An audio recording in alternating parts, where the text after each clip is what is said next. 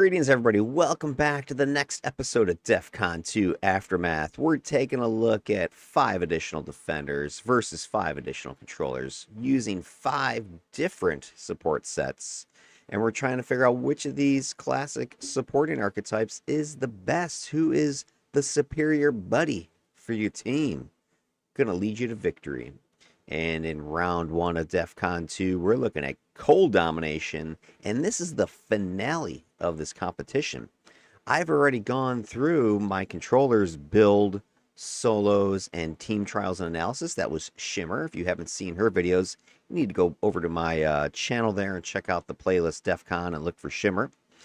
And then we just got into Gyr Falcon's build, solos, and team trials just the last couple weeks.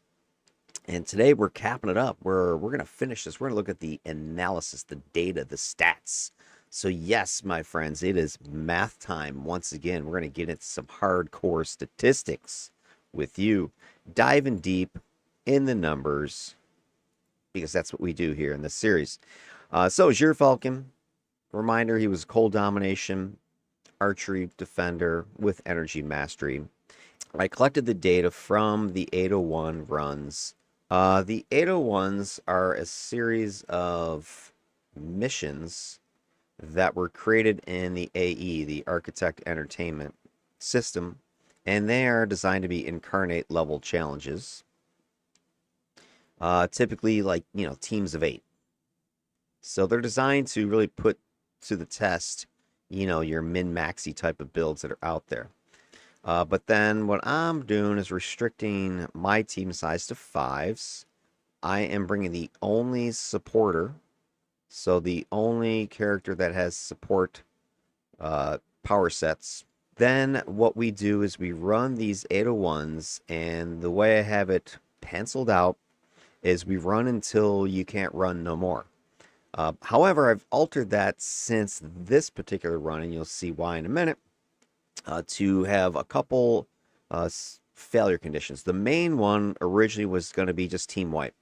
If your team wipes during the 801 series, and they progressively get harder as you go down the list from tier 1 to tier 5, I have it divided out.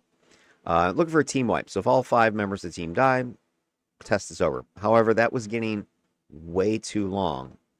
So what I have revised that is 4 out of 5. If 4 out of 5 teammates are down simultaneously at any point, we end the test. And that's exactly what happened in mission 4.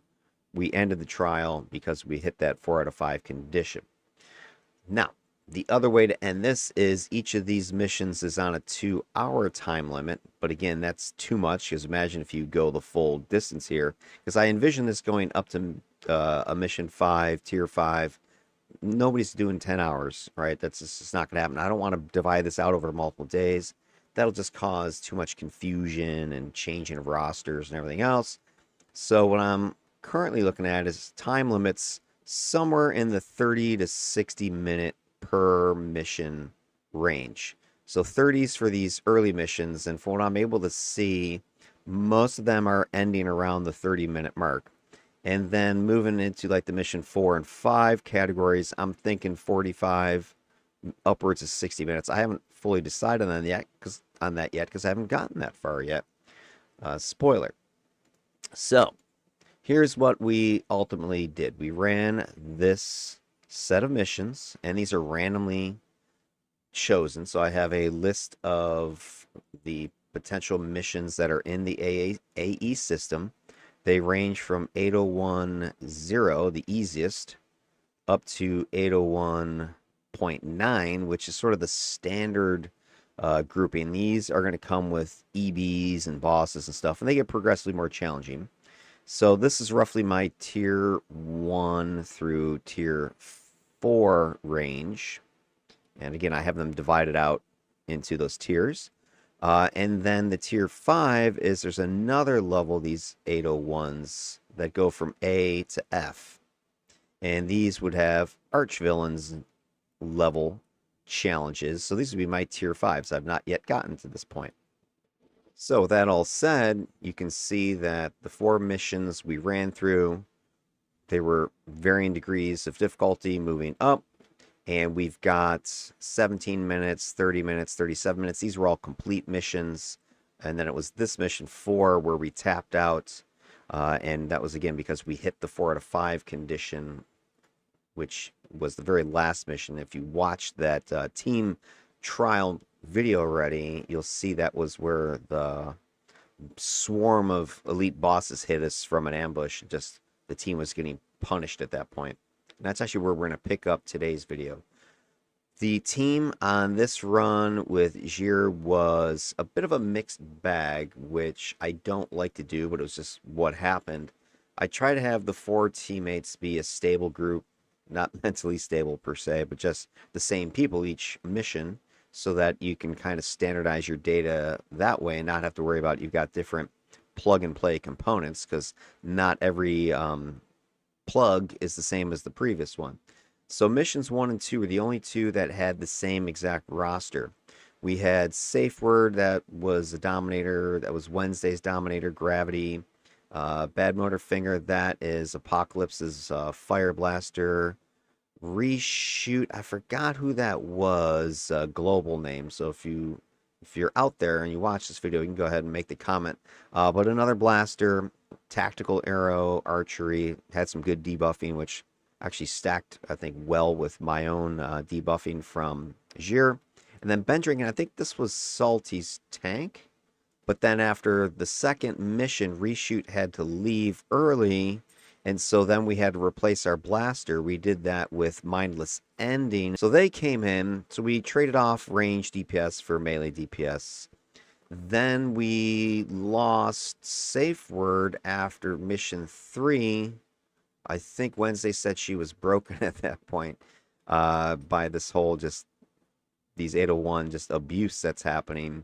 And this is where things took a turn, and I think ultimately why the trial ended when it did. And I don't mean to point fingers, but the problem became is, we had Wednesday's Dominator, Safer, was vet level 7, had, alpha unlocked, level shift, IO'd, etc. And we replaced with Gospel Girl, who was also level 50 Dominator, and they were vet 4, but the problem was they had no level shift.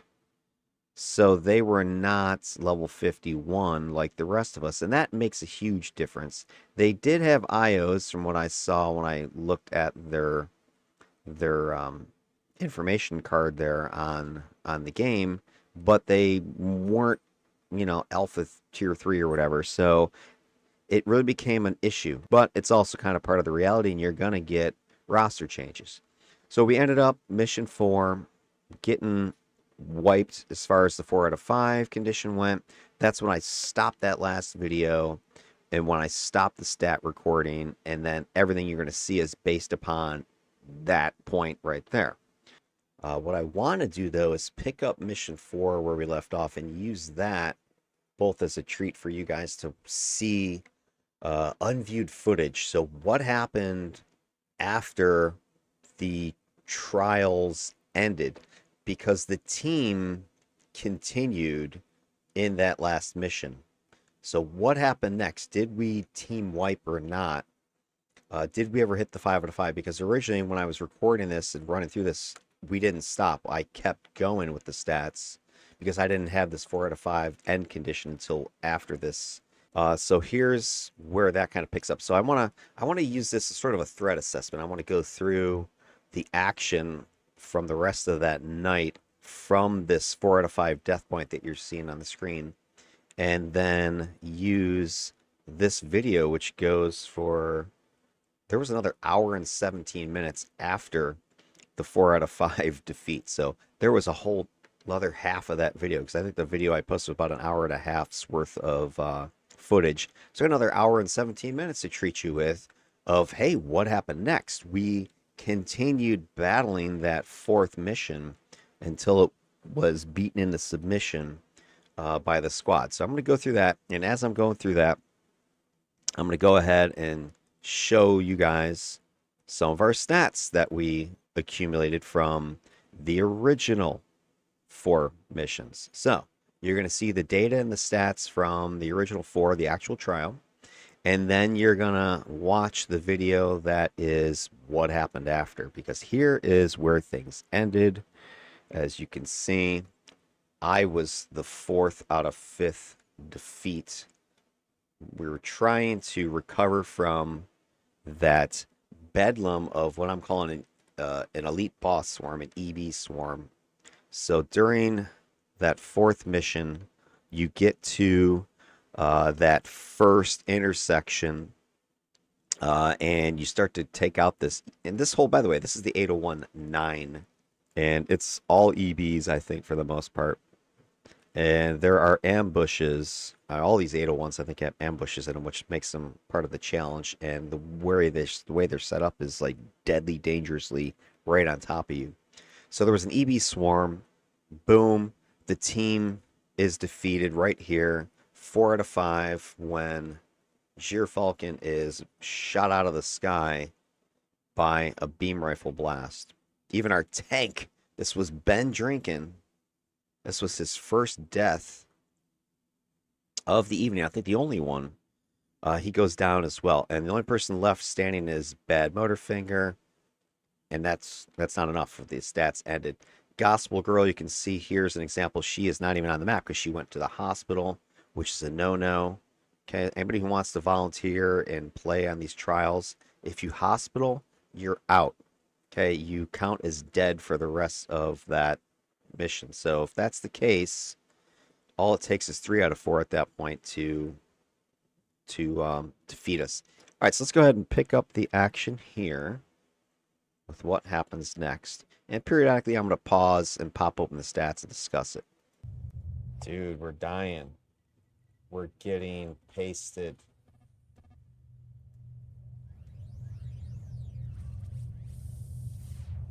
Last res. And so what's funny is right after I die 4 out of 5, within a couple seconds, if that, Ben Drinkets back up. So had Ben gotten up a couple seconds earlier, we would not have ended where I did end the video. I don't know if we hit another 4 out of 5 spot or not. I don't remember at this point. So boom, I go down, Ben gets up, then I get up. I mean, I was rezzing multiple times at this point. This is probably like my 4th res or something. I think I died 4 times at this stage, which will, well, I guess while I'm talking, I might as well pop over to those stats right now. So here, yeah, so personal defeats. This is where we're at. First mission. Okay, I didn't have any deaths. Mission 2, 2 deaths. Mission 3, I did revise mission 3 a little bit because there was a whole bedlam series of deaths happening in that tunnel map, and there was a couple where here's the other things that, hey, one is a defeat, count as a defeat. If somebody reses mid-fight, you know, and they get up and start to interact or are interacted upon, then that counts. Like if they die again. If somebody's resing during a fight and before the animation finishes, like you haven't even fully stood up, you die again, I don't count that one. So there was a couple instances of that happening. I think one was to Safe Word and one was to Gyr, where by the, you know, before your animation of res even finishes, you get pasted again. I don't count that. That's usually somebody act of desperation trying to get up, and it has no impact on anything because you haven't even been able to do anything, right? You're dead again before some more AoE. I think with Safe Word is a great example of this. If you go back and watch that video, one of her deaths, I think Scrapper does the ageless res, and as she's resing, she's standing in a burn patch and just gets roasted to death before she even finished the animation, is dead again. I'm not counting that. I mean, there's nothing I can do support-wise, nothing they can do. So that's where a couple of these numbers got revised. But boom, boom, boom, you can see things are getting steadily more dangerous based upon more deaths happening. And the rates of defeat, this is where the big issue becomes not so much the number of deaths, it's because, you know, these missions 30 minutes, 37 minutes, and also we got 4 and 8 minutes, a big rate jump. So you're dying every couple minutes based upon this stat here. So that's what ends up making the average skewed like this. So if we go ahead and take a look at then the graph, because what I did is I took Gyr's data points, which I just identified, and then I took Shimmer's from her run and plot them on the same graph. And what you see here are those data points. So Gyr's are the green ones. This is that outlier data, right? Here it is, right? 4 defeats in that 8-minute time window here. So this outlying data point, you can see the rest of his stuff is pretty smooth over in this direction. But that skews his data, and that's why you're seeing when I run a correlation on this line of best fit, this linear regression, the correlation is very low. So just FYI, let me give a little bit of mathy talk about correlation, because majority of everything I'm going to tell you today is correlation stuff. What this is how good is your fit of that line to the data points, to the points. So you've got your data points, and you're not playing connect the dots with them. You're doing what's called the line of best fit. So what line best fits these 4 data points that we have? And the line has a slope. And the slope is the change in the y-axis divided by the change in the x-axis. It's looking at, correlation is looking at x versus y. Do they have some relationship? And so the slope is defining that relationship mathematically. It's saying, hey, as this amount goes up, you're going to get this amount over, the whole rise over run thing. So you're getting the slope of your line. And that's defining the relationship between x and y. So hey, as x does this, y does that. As y does this, x does that. And you're looking for how strong is that relationship?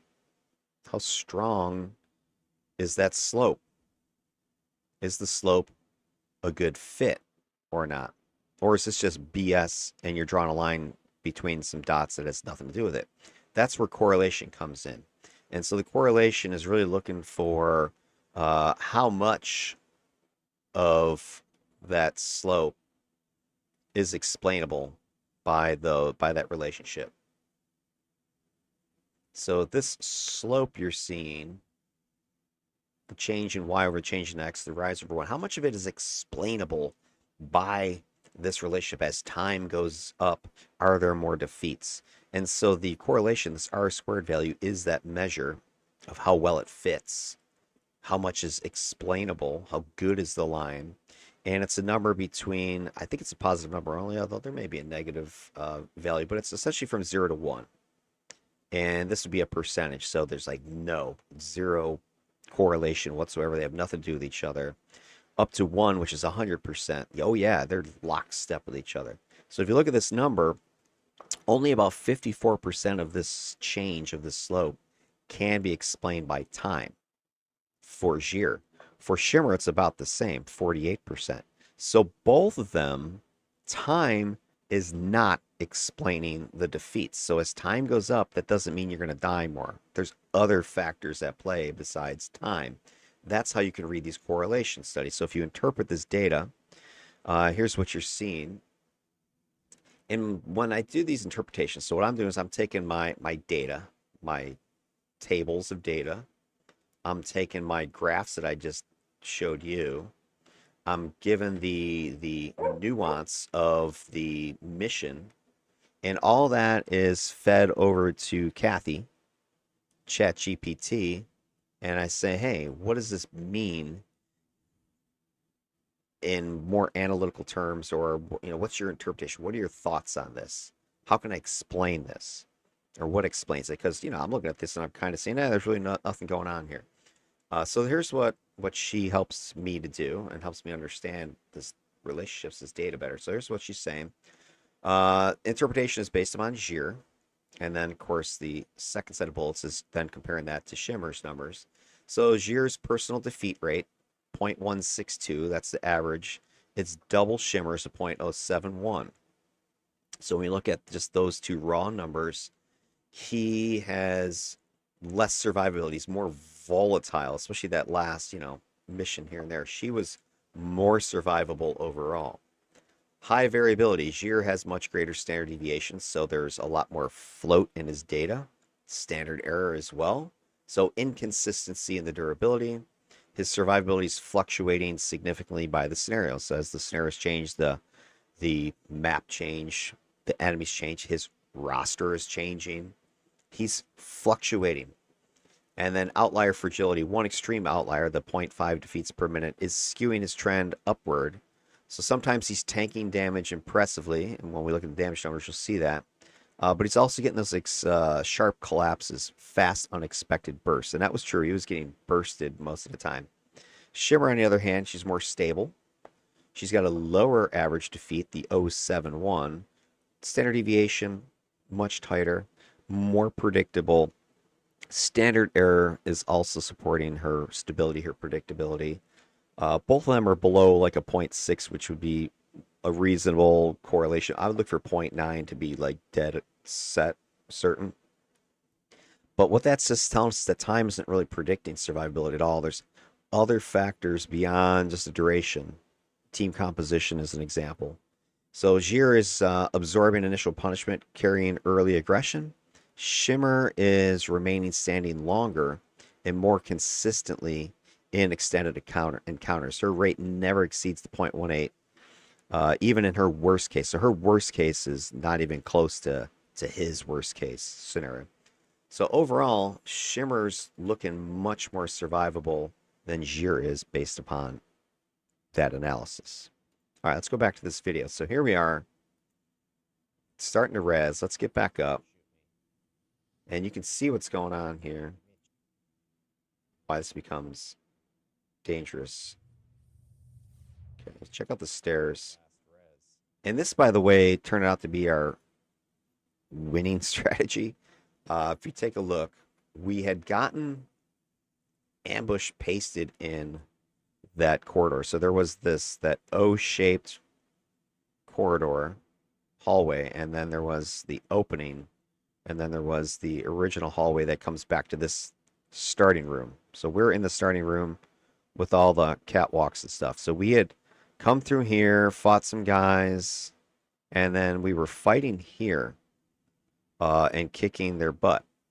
And then we got ambushed by a huge swarm of EBs from behind that led to this 4 out of 5 end scenario.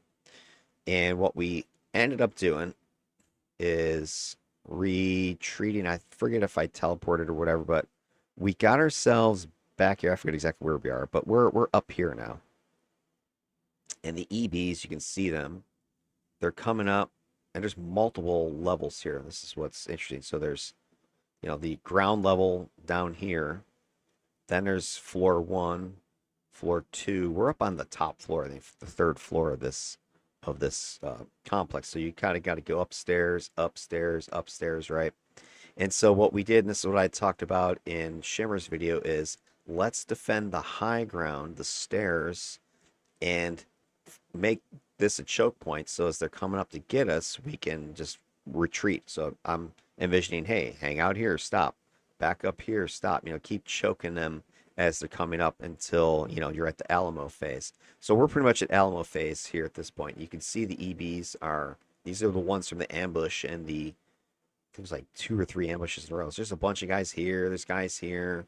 They're stealth. You can see some are invisible. They got really high perception. So they're coming up, coming up, coming up. There's another guy right there.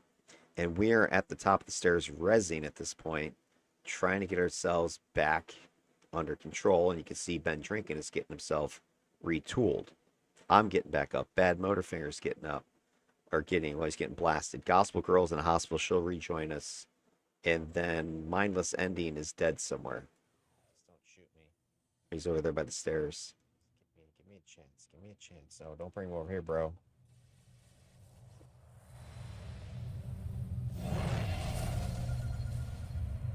Okay.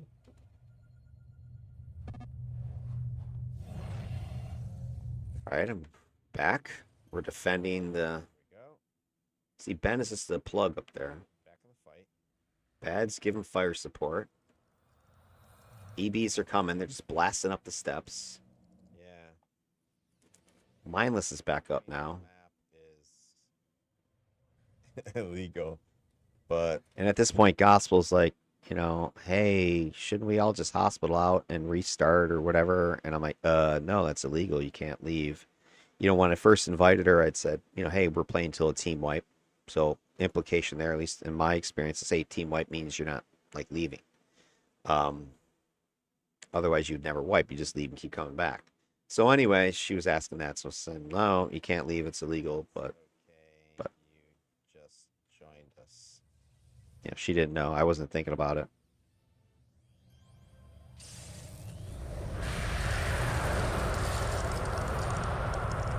This ambush is crazy, so All right, now the team is fully assembled again, getting back into the action.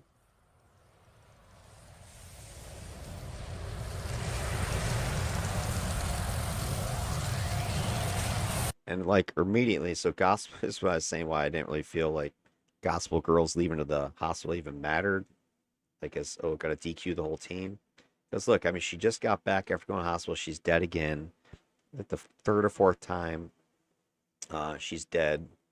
Now, only a couple counted during the initial testing. I think only one actually counted because once she left and came back and died, she was dead. I didn't count her as living or dead at that point. So her stats were essentially a non-factor. And at this point, the actual test has ended. That again was post this. I had made that decision, but for future reference, that would have been it anyway. I would have just called it for the whole squad.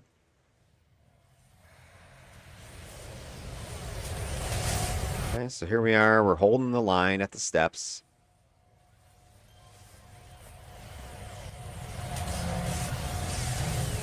And this is the thing about these 801s is you have to be willing to retreat and to set up defensive positions. If you think you're just going to just charge in every room and just smash everything that moves, you're mistaken.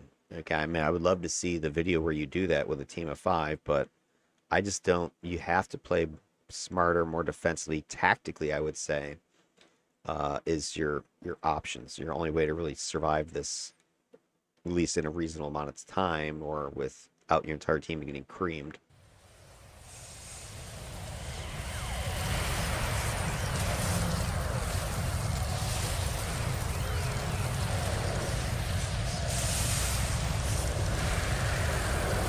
So we're holding them at the thing, the steps.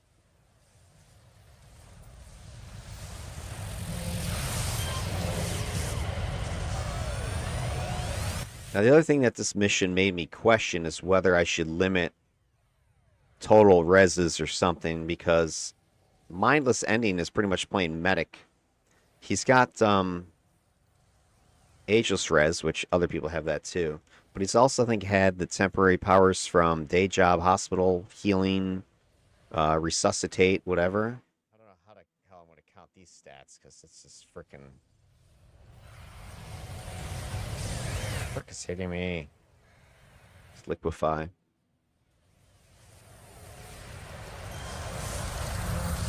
So I think like we could hold this position all day. Anyways, I was saying what Milas was kind of showing me is he was going around rezzing left, right, and center, which is sort of a supporty thing to do. That's what his character can do, though. So I don't know unless you want to penalize it, but look at a huge hit I'll just take him. But what I'm wondering is there a scenario possible where the team doesn't wipe even 4 out of 5 just because 2 or 3 people have a bunch of temporary powers, whether they're day job or they go to the what is it, the pay to win, their start vendor, and they get the resuscitate. There's, I think, the temp power. So that's kind of my next question. And those of you guys who have run these, let me know what you think. Is should there be some sort of temp power limit? I don't know exactly what we would define that as. Hey, is that like your Mystic Fortune? Does that count? I don't know. But there's just things like the res power, because if everybody takes those resuscitates, let's just say. You can imagine, let's say we all got 10 of them. I don't know. It's like 50 things you can sit there and res people and keep it going, keep it going, keep it going. Is that illegal? Is that testing the support? Because that's ultimately what I want to know is how good of a support set or archetype are the characters that are in my DEFCON. And if everybody's essentially playing supporter by temp powers, you know, what does that do? Should you limit it? That's my other maybe end condition is I'm almost thinking total team deaths. Maybe you limit. So this way I don't care how many reses you got. If I don't know what this number would be, but let's say 12, 15. So if 15 teammates die at some point, it's over. So total teams deaths might be a variable I would introduce. Not too limiting because obviously as you go through this, I mean you can see the amount of deaths I had ultimately taken, and I don't feel I was cheating or anything, right? I took 9 deaths myself, and wasn't through a bunch of gimmicky powers. So if I'm taking 9 and my teammates are taking a bunch, which hell I might as well talk about that stat then. Let's go down to risk. Here's ally defeats. 17 total deaths here. Right? 17. So if I'm taking 9, 17, it's what 26. So if we limit it to 12 or 15, you would have ended mission 3 at some point. So I don't know if that's too limiting. What is the upper limit of deaths? Maybe it's per mission. I don't know. So there may be some sort of scale. I don't want to be too limiting because then it's kind of you're freaking just tapping out for XYZ reasons, and I need to have a spreadsheet handy just to kind of keep track of it all during the mission, and I don't want to do that. It's just too much of a hassle. So I don't know. I got to think about it. And if anybody else has any thoughts on it of if there should be a limit or what it should be, that'd be great. But here you go. This is the risk to teammates. It's actually lower than Shimmer's total numbers. And here are the rates. We had 1 teammates. This is the first 2 missions when it was a stable team. 1 and 4 was also sort of our easier missions. So we had a total of 5. This was that Circle of Thorns death map that I think we just had some tactical errors there, positioning errors that led to this many deaths. I think if we had played that Valley of Doom, the one where you got the different levels in those temples, those ziggurat looking things, and then there's the pit down here, and we were down in the pit too much, and guys were just shooting us from both sides, and then the bridges going across. It was a disaster. Had we just stayed up high, I think we would have had lower survivability, or sorry, lower death risk here. But anyway, was pretty good. 0.06, 1.3, 1.4. Even that really bad mission wasn't that bad. I mean, Shimmer's numbers was like double digits ally defeats during that one. So overall, the risk was 0.30. That is how many ally defeats per minute. So wasn't too terrible overall in the grand scheme of things. All right, then we take that data. The green is Gyr, and Shimmer's data is in orange. Here is Shimmer's mission 4. Was it 19 allied deaths in like 11 minutes or something like that? Here is Gyr's mission 4. We had 7 defeats in, what was it, 8 minutes, I think. So these are their 2 sort of outlying data points. But the rest of the data is really tracking well down here. And Gyr's R squared is much tighter now. So his data points are lining up with this line pretty well, except for that outlier. And then with Shimmer, you can see her correlation is terrible because this one outlier really skews things. Had that mission not happened, right, her data set would have been pretty tight down here as well. Ally defeats don't seem to track necessarily with time too well. But it's hard to kind of say. You can't just ignore the outlier. It happened. So interpretation, Gyr, lower ally casualties. He's averaging 0.3 per minute compared to Shimmer's 0.48. And even under stress, that last mission is an example. This one here, the teams were holding the line better across most of the runs and more predictable exposure. His R squared is letting you use that slope to predict what would happen at certain time points. That's the other power of those correlation those lines there. So we can kind of predict that. So his defeats are rising a little bit proportionally. They're still 40% unaccounted for, of course. And his outcomes are tracking more consistently with time compared to Shimmer. There's a narrower error, and his standard deviation, his standard error, much smaller than Shimmer, much more reliable, more stable team-wide performance with his support. Shimmer's team performance more volatile. She had, 3 data points were pretty tight, but then there was a huge spike, throws off all of her reliability.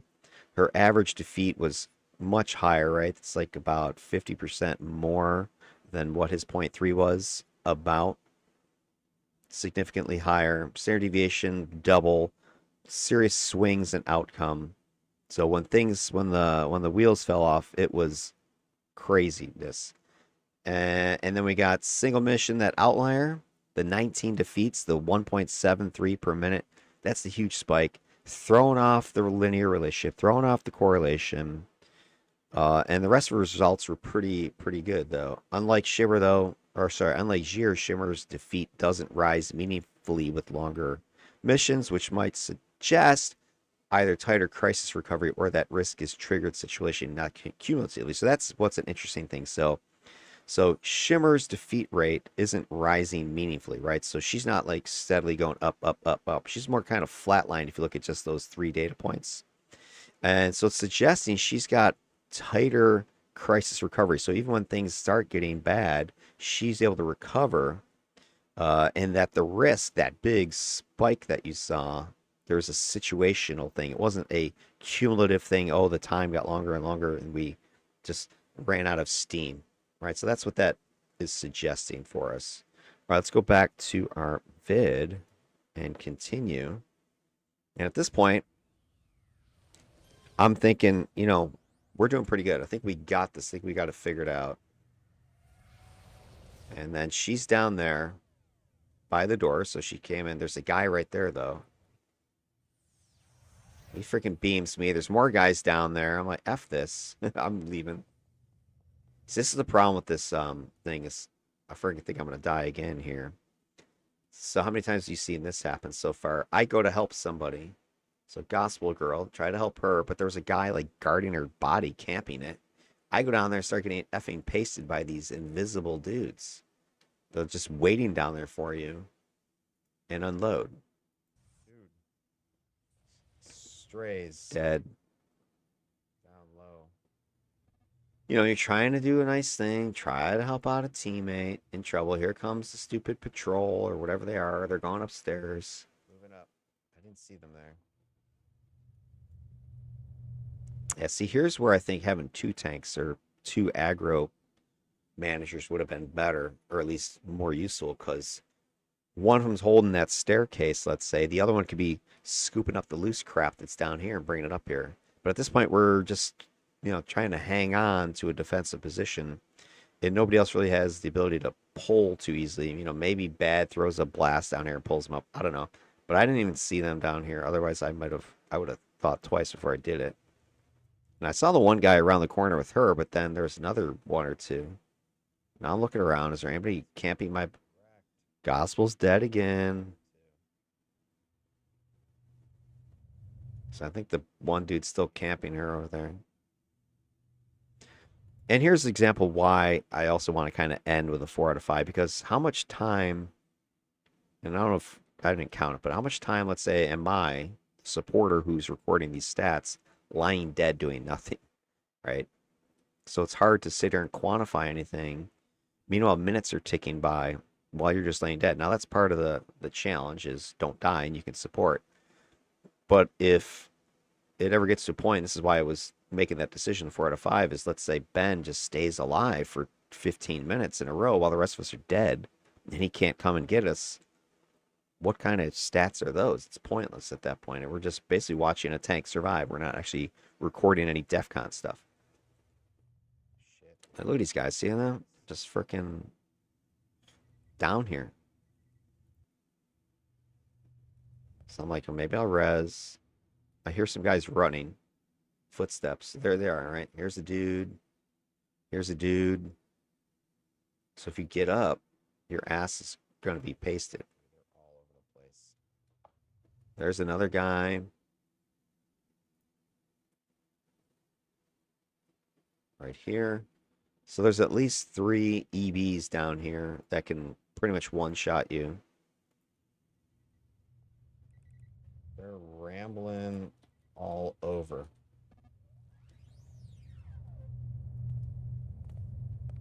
And Viz and shit. So something to think about as I'm watching this is when somebody dies, what do you do? Do you just leave them there? All right. Look at all these guys in patrol. Is heading. Because if you get into a situation where you have to go res somebody, there's you, there's the dead body, and you're with your teammates over here fighting, and you leave to go help somebody, you've just diluted your strength. Other patrol. So maybe just leave them. I think maybe teleport target, recall target would be a good power to pick up if you're really trying to play in order to actually play support. Like I have empathy coming up next, and I'm just like, if I'm sitting there trying to res people or something or heal them, leaving to go do it. You too. All right, Ben comes down here to get these guys off my ass. There's 2 groups, see him? All right, then he leaves.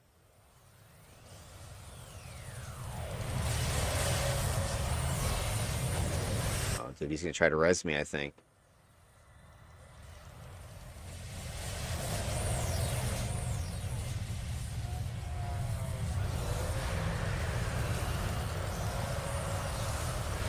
So these 801s have a combination. He's trying to res. See, look, he's got the temporary res or heal power. Anyway, this 801s have ambushes and patrols. Makes it extra challenging. They're body camping. Now look how much time is going by. I'm just laying here. I'm glad I'm so useful.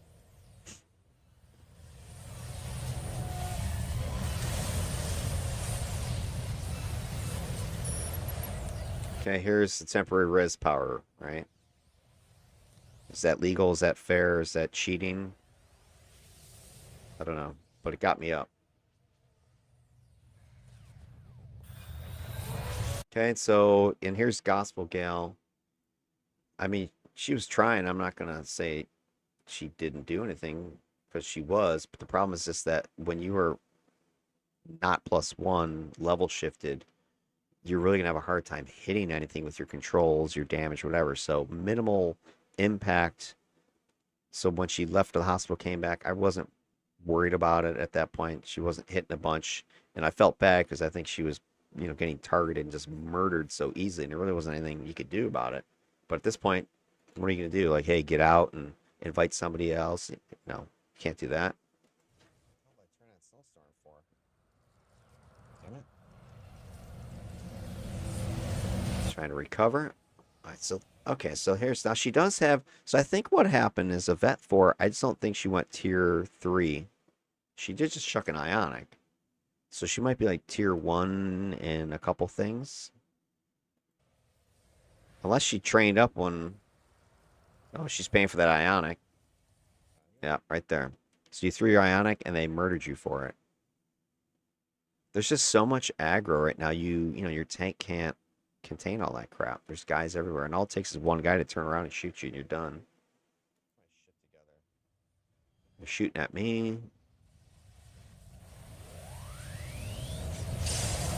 It's just not a good position here.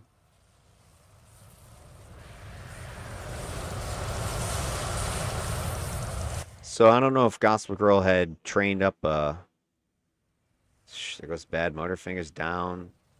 Had trained up Incarnate during one of the exits. I don't know. I don't think you can because this counts as a trial. Going to abandon your post.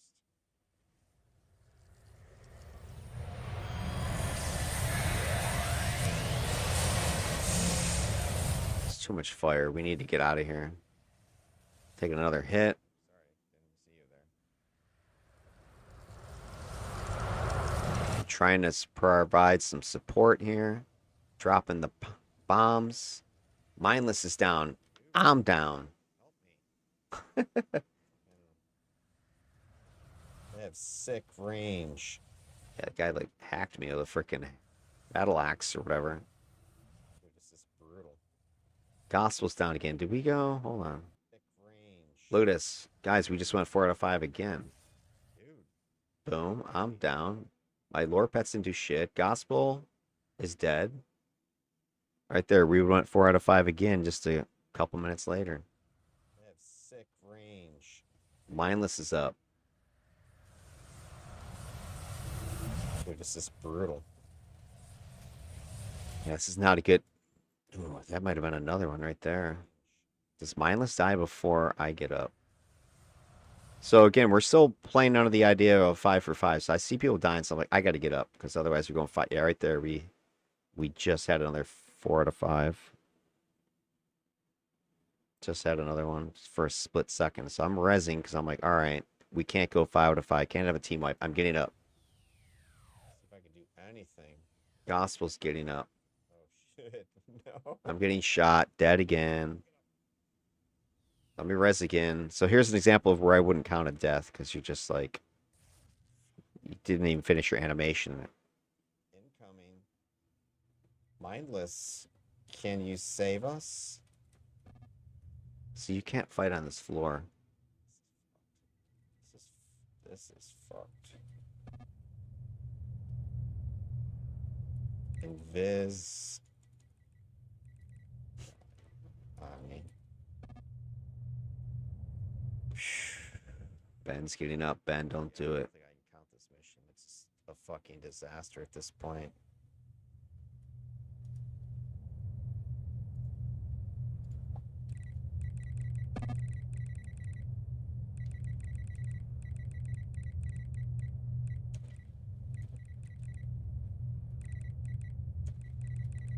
All right, Ben's up. I think so. We're still laying dead. Bad's up.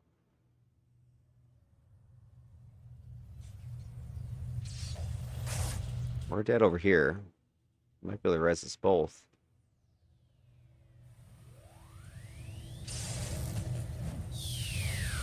All right. Click in my next res. Get that up again.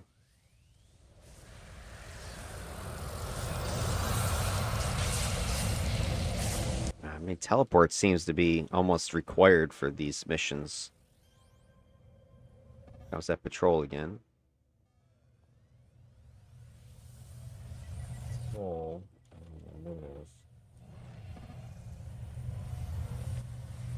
Troll again.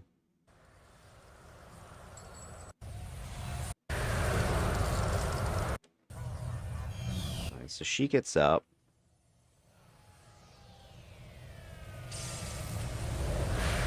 Get her shielded. Then I'm like, I gotta get out of here. Staying on the ground is just death sentence.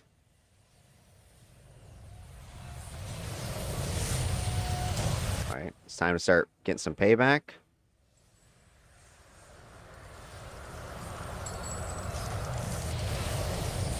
So your gospel doesn't get crushed again. It's like gospel, you gotta get up here. I don't know if she had vertical travel power or not.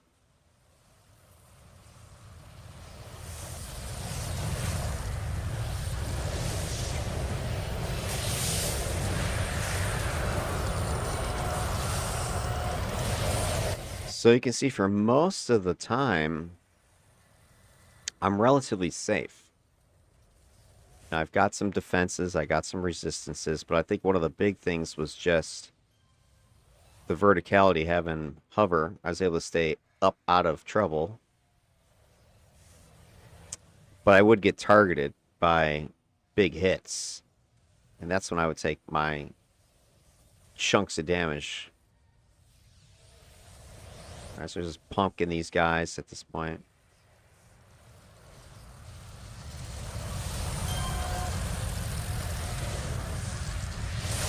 Alright, Gospel Girl's now up with us.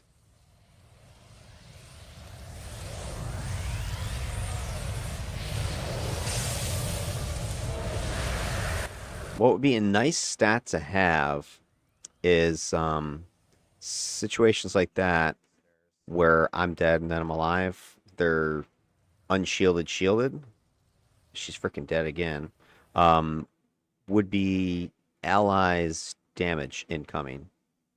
Because it'd be interesting to see, does it make a difference if I'm actively there supporting or not, having those side by side numbers. Because most, if I'm up, I'm shielding, I'm buffing, I'm supporting, right?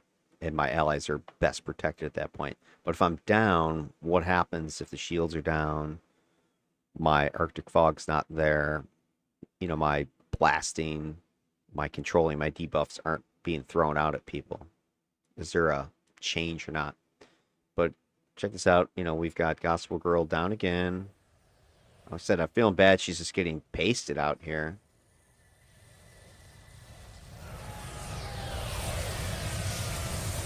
And you got this loose guy back here that's just. This was the one problem that we ran into on these stairs is occasionally, I don't know if the guys were jumping up and over, but occasionally guys would get back here. I don't know if they were jumping over or they were coming from a different direction, but they would come up here. I mean, your tank's got the aggro on the stairs. He's plugging the top of the stairs. Guys are shooting up at him, which is fine because they can't get a good shot on you from here. Now, because I was hovering, though, I think, exposed to fire from some of these guys. But as long as he's taunting and got aggro, they weren't focused on me. But when a guy would come back here, like you see this dude, he would sit here and shoot, your squishier people like Gospel and myself. Usually, Bad was kind of playing back and forth between the two locations. And I think his defenses are probably really good, from what I've been able to tell.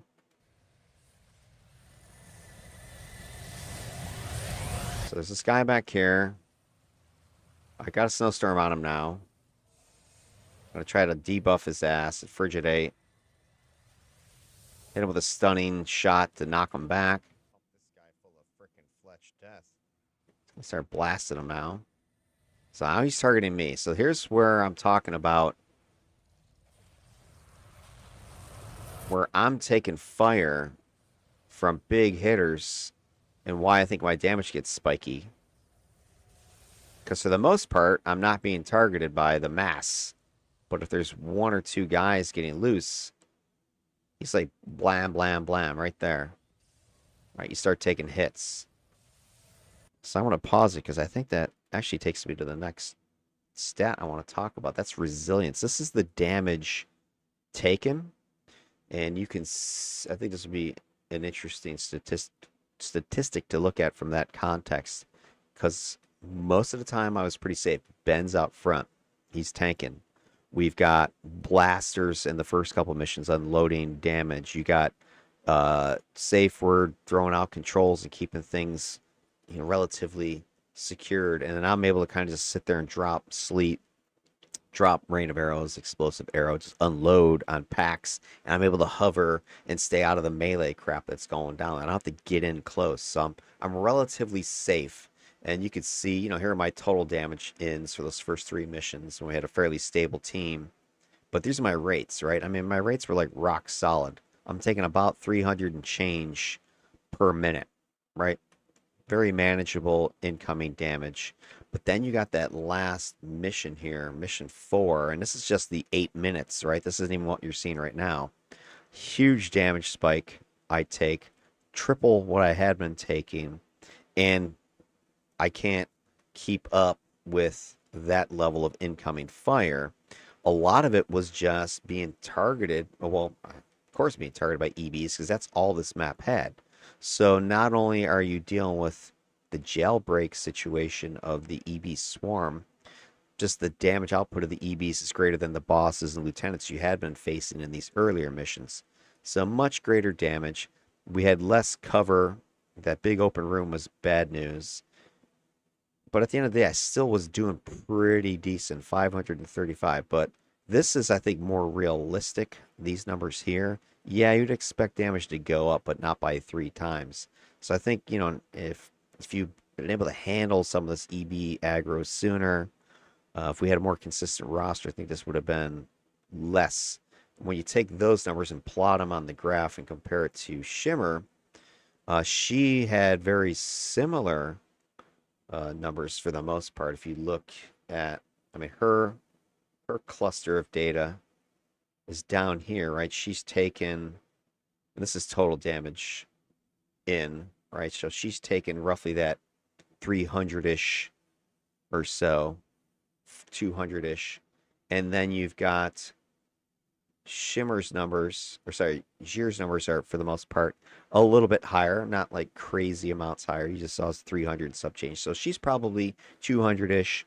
He's 300 something ish per minute. But then both of the characters have that outlier where they take lots of damage over the mission. But overall, the slope was pretty solid. Actually, the outliers here: short mission, high damage; short mission, high damage. She took a really heavy damage, Shimmer did, in a pretty long mission.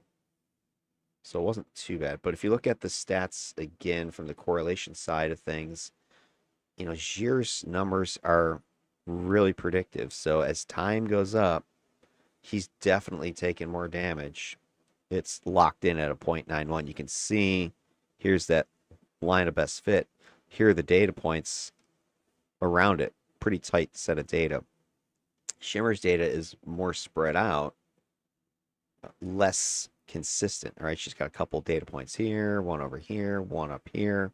So her R squared correlation is lower. It's still pretty good, but it's lower. She's definitely taking more damage as time goes on, but there is like an outlying point. So there's something else explaining why Shimmer takes a bunch of damage. Position, perhaps, loss of aggro or something like that. Who knows? So interpretation. We go take a look at this information here. So Gyr is taking more heat overall. He's averaging 535 a minute. Shimmer's averaging 320. So he is more exposed. I don't actually know a frontliner. I think it's mostly hoverbot, because you're by yourself. You're up in the air. So when somebody turns and focuses on you, like the EBs, blam, you're just standing there just taking a beating. So I think it's more that than a frontliner. Where Shimmer, when she was playing, I talked about this in her analysis video. If you remember, we had 2 tanks on her team, and then we had a Widow, a Veit, and they were forming this shield wall in front where she was able to sit back here, and we had a blaster with her, and we were able to kind of sit back here and fire away. We don't have that luxury on this squad. We had, 1 tank out front, and then I was in the back moving around. We had Dominator in the back moving around. We had Blaster for the most part moving around.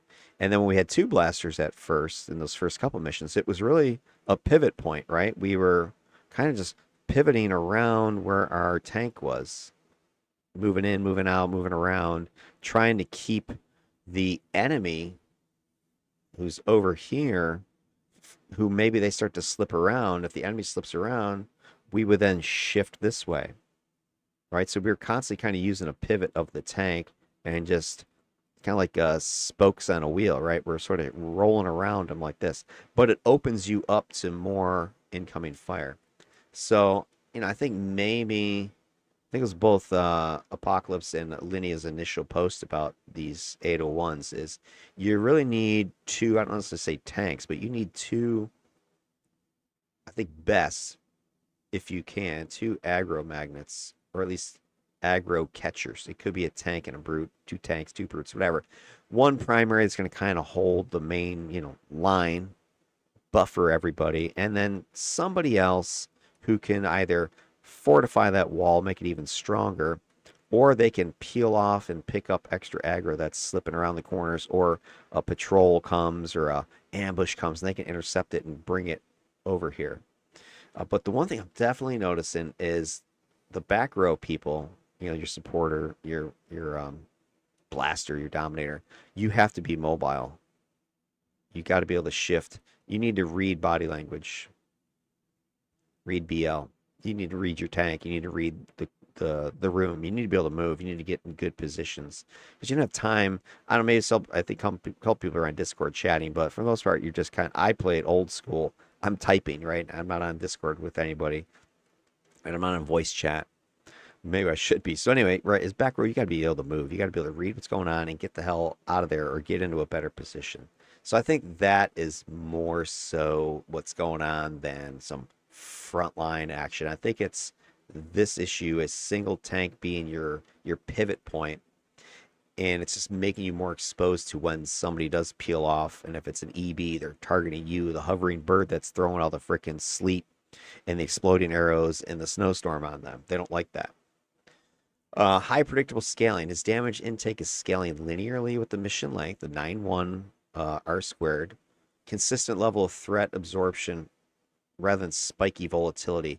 Again, I don't know if I necessarily agree with that specific. I think it was consistent spikiness might be the better way to put it. I think it might be more like, kind of like a heartbeat. Like you're having a no problem spike, spike, and it was like regular.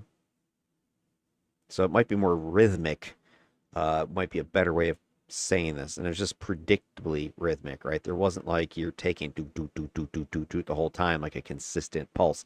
This would be more like what Shimmer I think was doing. Shimmer's numbers look more like this, just constant incoming little flow, smaller bits of damage. We'll see that stat later, but then I think Gyr is more like this, just kind of nothing really happened. Also, bam hit, bam hit, bam hit spikes like that, but regularly paced spikes. Wide variance with the outlier. So that outlier really is what kind of threw things off. That's why the standard deviation is huge. Like the standard deviation is as much as what Shimmer's average was. It's, like what, 60% or whatever, three quarters of what his average was, right? So you got your average line is here, and you got this variation, which is three quarters of this value. It's huge range. But it was that one encounter that did it. And the stuff you're seeing me taking a beating there isn't even the stuff that I recorded for the stats, right? I'm taking even worse probably at this point. Rest assured, we get it under control. But this is what's going on right now. Shimmer, she is absorbing less damage overall, right? Her numbers are lower. Her defenses are preventing the stacking, better engagement, pacing, control uptime. Yeah, I think when you go back to her team, we had two tanks. That was one thing that was able to control pacing better. And she had a whole primary control set, right? That's allowing better management. But she was also a ground pounder. So she was more in the line of fire. So I think she's taking more fire because she's closer to it. But we've got more aggro management, keeping things away from her or from targeting her. So if she did get targeted, the tank could pick it up, or she could move towards the tank and let them grab it. And then her primary is just, throwing down a lot more control than what you're seeing with Gyr Falcon able to do. So Gyr, more durable sponge, though. It wasn't like he was dying because he was taking an extra whatever percent damage than she was. He was still highly survivable. I think she had 5 defeats versus his 9. So it wasn't gross. Like you would expect, oh my God, he's getting pasted. He should be taking 12 or 15 deaths over, especially this, right? But most of the time when he took the death, he was laying there. At least you see this in the post video. So, he's able to take it. Then we've got, both are showing linear durability trends. So Gyr's intake is steeper, right? He's like this. She's more like this. So his resilience is scaling over time. But again, both of them are pretty consistent. Their R squareds are pretty good. And just the thresholds, I think, were different because his rate is faster. Boom, he breaks. Maybe they both break at the same point, but it's taking longer for her to reach this level. Let's say here's your break level right here. He's hitting it there.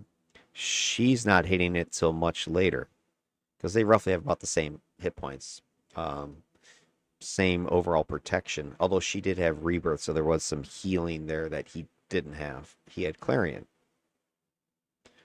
All right, let me let me actually maybe I'll talk about punishment real quick because I think this goes hand in hand with what I was just talking about. So what I then did is I took that incoming damage rate, resilience, so this is damage in per minute, and plotted it against personal defeats. So how many times he was dropped. So this is, I think, another interesting stat. So in other words, is the damage you're taking doesn't matter. Is it causing you to die more, or are your deaths explained by your resilience? And so if you take a look at this rate versus this raw number, here's what the data looks like here. You've got your R squareds are 9.6, so near perfect correlation. Her defeats for Shimmer are related to her resilience, her damage intake. It's a true thing.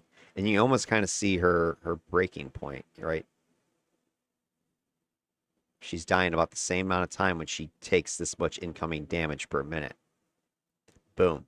That's the other cool thing with these lines is that you can actually predict, if their correlation strong. Like if her correlation is 9.6, if we were to continue this line out, and you were to ask the question, hey, when would she die 5 times?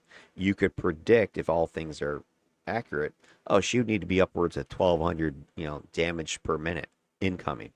That's what this R squared in this line lets you do. Hey, when would she die at 4 times? Again, you can kind of predict. When would she die 3 times? You can predict. That's the power of this number. With Gyr, it's not as strong. It's pretty good, 8.5, but not as strong. But you can kind of see, hey, as time goes on, or sorry, as his personal defeats escalate, he is taking more damage, right? He didn't die at all and took this amount of damage. That's another thing you kind of see here is, hey, when's the zero? What can you survive? So just kind of looking at this makes it interesting because you're looking at him going, hey, if he's only taking 300 something a minute, he'll be okay to maybe 2 deaths, maybe 3 deaths. So he's roughly consistent here, right? You can kind of see he's going to take anywhere between 0 and 3 deaths at that pace if he's taking at that rate. But once you start punching it up to 1,100 damage, now he's starting to drop faster. But there's like a lot of consistency and relative safety within here. Shimmer, she's more linear. She's more scaling. As things are going up, she's taking more of a beating. But she didn't have a break point beyond 2. So that's what's interesting. What would it take to get 4 kills on her? Would you actually have to punch that up to 1,000? That'd be pretty impressive if that's the case. I don't know. It's kind of hard to say. What do you want? More consistency or more predictability? All right, let's take a look at the interpretation of that data then. So high average pressure, moderate correlation. So Gyr is enduring much higher resilience rate than Shimmer, the 535 versus the 320. That's the slopes of those lines. And his defeat count is tracking with that if the under moderate conditions. So in other words, if things don't get too crazy. Correlations there, 8.5. And the slope is indicating lower pressure tolerance though. So his slope of 215 means it takes slightly less DPM for each defeat than Shimmer. Shimmer is 235. That's the slopes. But it's really not that huge, right? 215, 235. You're talking 20 DPM. Not a huge difference between, though. Marginally lower threshold before he breaks or buckles. Volatility is still evident, though. The range in his outcomes, especially that mission 4, both high damage, high deaths, it makes things noisy. It's hard to say. And then with Shimmer, she's handling slightly more pressure per defeat, right? That number there. But she's so it makes think maybe she's able to bend a bit more before she breaks. But she also wasn't just taking the raw beating that Gyr was taking. She had the 2 tanks helping keep that incoming DPM low. She had her controls helping keep the DPM low. But minimal practical difference between the two. Super narrow, within the margin of error, especially when you look at the mission variability, the team variability. You really couldn't jump out and say, oh, yeah, for sure, this was one better or not. The only big thing is predictability for Shimmer. That's the biggest thing. her defeats are fairly consistent with the damage. Okay, less surprise than you see with Gyr's numbers overall. And then there was one other stat I wanted to use, this resilience, your damage incoming damage, to try to figure out, and that was the effect it had on your allies. Because, hey, what does it do to you? It's kind of obvious. Hey, if you take more damage, you're going to die more. Okay. But what about your allies? Is you taking hits, doing anything to help them or not? I guess kind of like a tanking. So I'm calling this one Overwatch. And so we're looking at any correlation between your incoming damage rate, your resilience, and your allies' defeats that you have. So again, we take a look at the graph here. We plotted those numbers. Here is Gyr in green again. Most of his numbers are clustering here because his resilience is pretty locked in for those 3 missions, that 300 some change. You've got Shimmer's numbers are more variable. She's got different amounts of damage that she's taken. Some consistency here and here.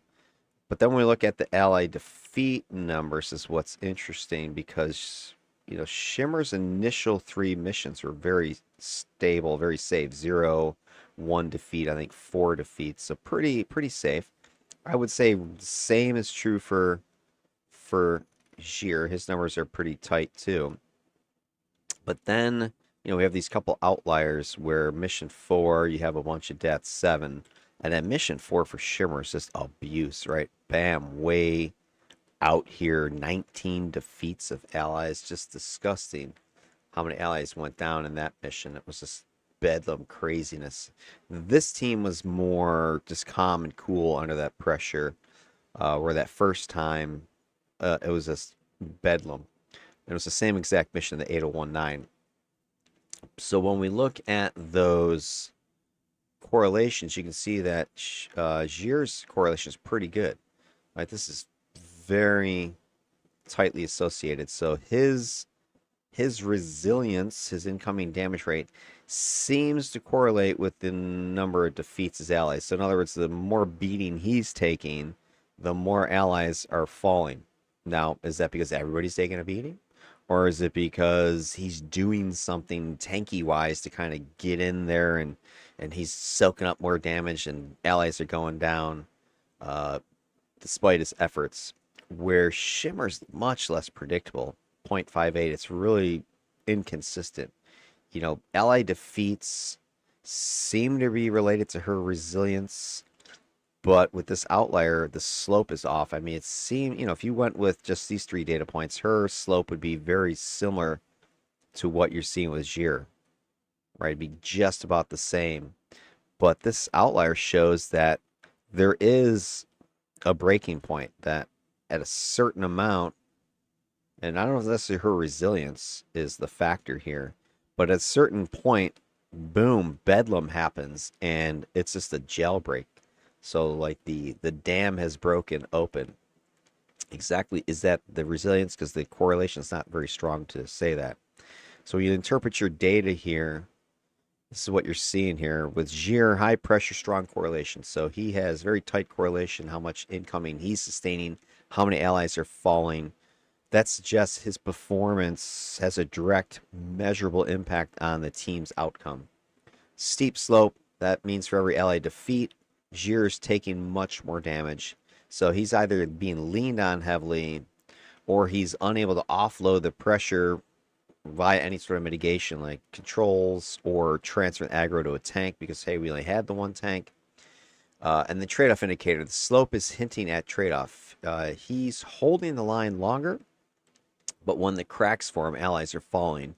And that could reflect just less team-wide damage blunting, despite his own personal resistance. There wasn't somebody else there to kind of pick up some of the slack, which I think Shimmer's team had more of. So if Shimmer was broken through, you still had your Widow Vale with her buffing defenses and stuff. You still had 2 different tanks that could kind of take on some of that damage.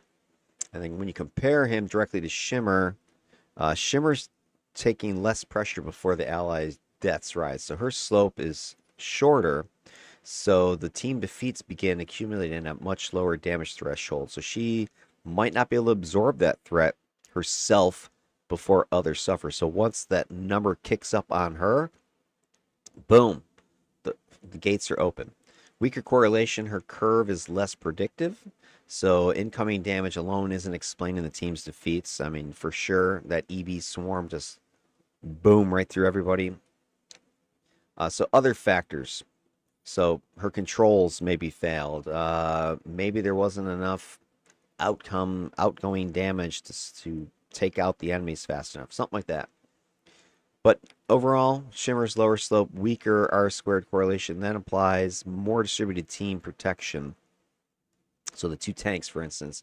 And so she may be suppressing damage before it gets to the party. Gyr, on the other hand, is soaking more of it himself, and it's putting him at greater risk. If he goes down, the whole team seems to follow as well. All right, so let's go back to our video, though, and see what else we can start to scrape out of this thing. Now, at this point, we've been going for almost 15 minutes just in the refresh of this video. Remember, there had been 8 minutes prior to this, so 25 minutes of fighting just this initial group of EBs from the hallway, and then a couple ambushes, I think, and a couple patrols. And we're still here going at it with these guys. This is why also putting a 30-minute time limit on these upper tier missions where you have elite bosses and AVs that have much higher damage levels, that they can take much higher hit points, resistances. Putting 30 minutes on that, just not practical. You need way more DPS, and I'm not sure you can get it with a group of 5. You know, if you had a group of 8, maybe. All right, so we go back to that square hallway. Try to clean up what's left, it looks like. I think we finally weathered the EB storm.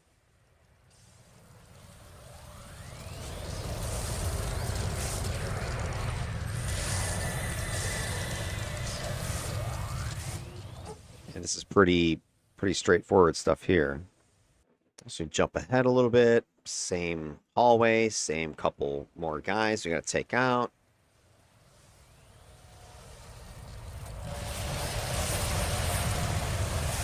Okay, taking on 2, 3, 4 guys at a time. All right, so at this point, I think we have successfully, yeah, so there it is. You can see. So we're getting to the end of that square hallway. And here's the initial group, right? So you rewind this 20, 30 minutes at this point. This is where it had started. It was right here. Right? This is where the death spiral began that ended the initial test. We were fighting here, and the ambushes just came here and just started beating on us and killing everybody. We retreated all the way back to the entrance room and had our Alamo stand there on those stairs, those catwalks. So we're finally back to where we started this whole crazy thing. And we're just letting Ben pull, bring stuff in. Some guys coming around. Oh, this guy's speed boosted or something.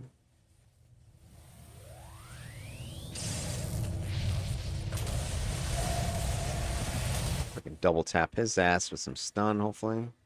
He's stunned. I don't think he's speed boosted. There was some other powers now that Homecoming has changed that have caused people to have a little speed boost. I forget if Force Field has something like that now. Or if that was... Because he looked like he had a regen buff as well. But I was wondering if it was... what is it? Traps? You got the temporal bomb. That does the speed up. Could have been that. I know some of these guys have traps, call traps and things.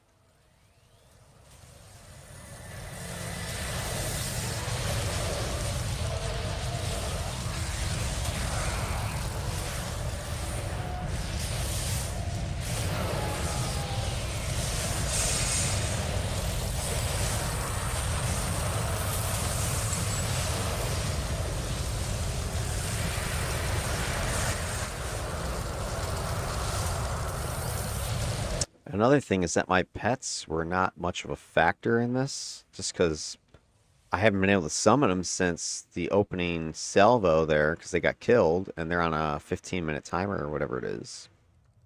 It's got to be everybody in there. Man, Nope, it's more. place is packed. What is another huge swarm of these EVs?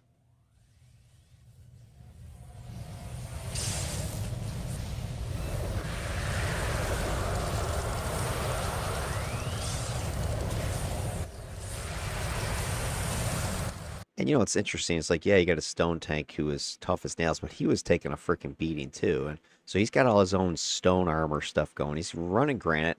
I've got cold shields on him. You still see him taking damage. You still see him redlining a couple times. You did see him get killed.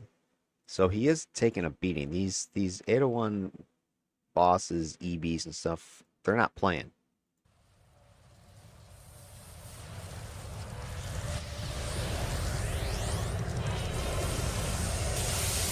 See Domination firing. All right. So I don't. Now here's the thing about controls against these EBs. Well, first of all, EBs have what, like mag 6 or something like that levels of protection. So normally dominators, when domination's hot, can one-shot hold bosses, but you cannot one-shot hold EBs even with domination. You need to two-shot them. And I think Symphony control, it's not. I don't think it's as easy to stack stuff just because you don't have multiple like holds and stuff like that. So anyway, you are seeing domination flying, but I think it's a real challenge to get true lockdown control on this magnitude of foe, plus 4 elite bosses that are also shielded, like you see the thermal shields on some of them. We don't have much stackable controls where, let's say I was playing my controller, we could double dip on these guys and probably get them held down more. But that's just something I'm noticing here, that even though she's pounding on them with domination, they're still moving. And I forget, I think the pet Keep pumping, baby. Keep pumping them. for Symphony mirrors whatever control you throw out there, so you can get some potential stacking of control there.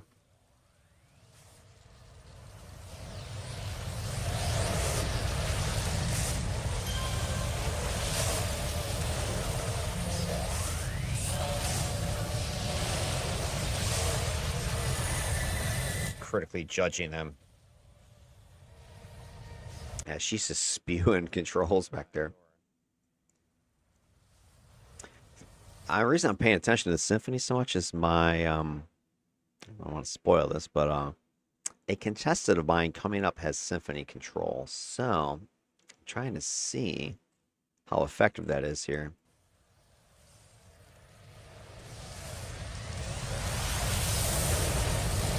And I'm liking it so far, what I'm seeing.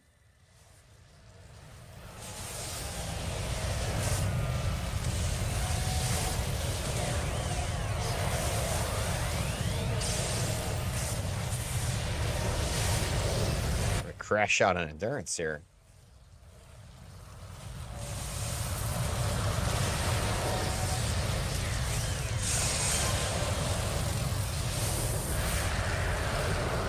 I mean, my numbers, I'm just noticing them for the first time, are pretty freaking solid up here. I mean, I've got like capped smash, fire, my energy resistance was capped for a second there. My range defense, my smashing defense, I'm looking at 79.6 for range defense, 84 for smashing defense. So it's not like I'm not protected, even though I'm the least protected of the group. I think we've got a lot of stacked leadership right here. You can see all those toggles.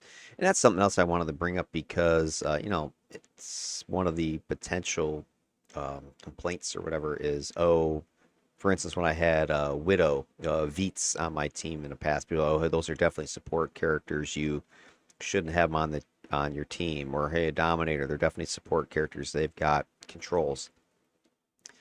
Okay, well, let's just say you limit everything down to blasters and tanks or something like that. You still got people running leadership toggles. And leadership toggles are buffs, right? And look, we're stacking 3, 2, 4 of them, probably 4 sets of maneuvers. So what? How do you not have other forms of support on your team? I'm limiting it enough where I'm taking out the true support classes, but there's really no way to eliminate all other support possible from a team with no leadership. No.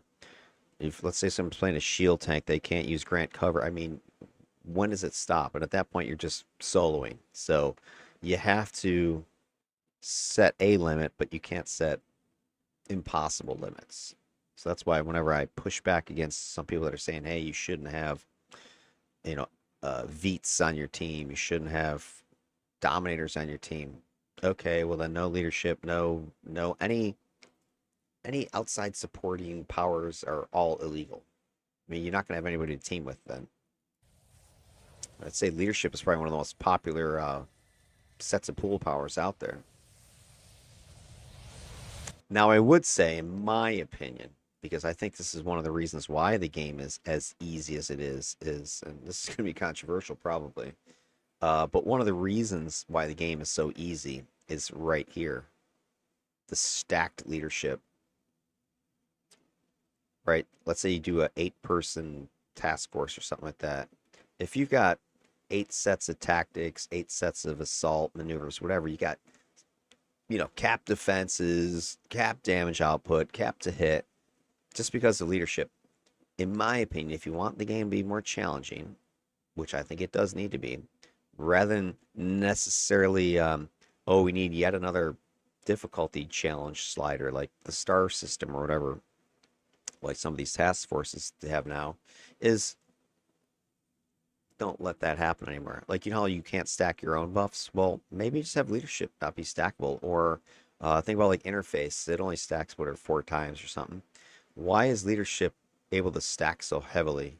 So I'm not saying nerf leadership like, oh, everybody should only get a 1% boost from maneuvers. I'm just saying that maybe it doesn't stack or only stacks a limited number of times. And that seems logical to me. Like, how much leadership is there? Anyway, that I think would make things more challenging overall, or at least scale them to where they should be from a design perspective, I think. Because how do you design enemies to face players and characters who are overclocked with a bunch of IOs, and then they're stacking all these buffs like that aren't even like buffs from defenders or whatever. I've seen all defender teams before. I've played on them, I've run them. I know what all the stacked buffs can do. So sitting here and running a bunch of leadership on top of that, it's disgusting. My 2 cents. All right, so we finished this group, finally clear this effing hall. Now here's where I think we maybe took it too far as just the carefulness of things. Is we do a lot of this the rest of the way, and this is why I think this takes as long as it does, because we got about another hour left before we finish this. And you'll see what we're going to do is we are very careful, right? Ben Drinkin is going to, cherry pick taunt something and then move it back to a defensible position where we can kill it. Lather, rinse, repeat. Now, I'm not complaining because it's smart tactics, right? But here's a reason why I'm thinking we need a time limit, or why things start taking too long. Because if you can do this, and there's nothing wrong with doing this, like, it makes sense, but the problem is within the spirit of what we're trying to do, it's almost the same thing as having an unkillable character. You're being too smart, I guess. I don't know how you want me to word this, but right, we sit here and tenderly peel off a handful of guys, kill it for 5 minutes. We then tenderly peel off a few more guys, kill it. We then tenderly peel off, you're constantly doing this little gentle tickles and bringing guys in like fishing.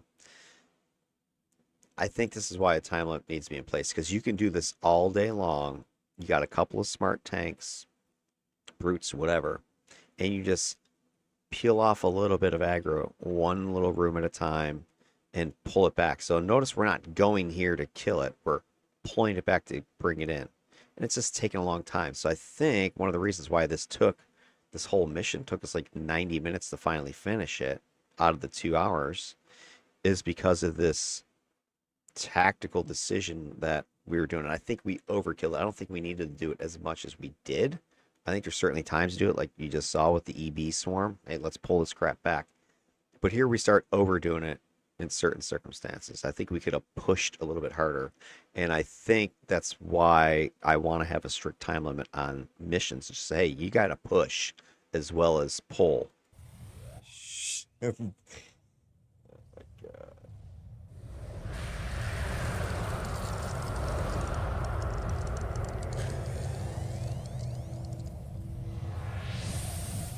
Go taunt.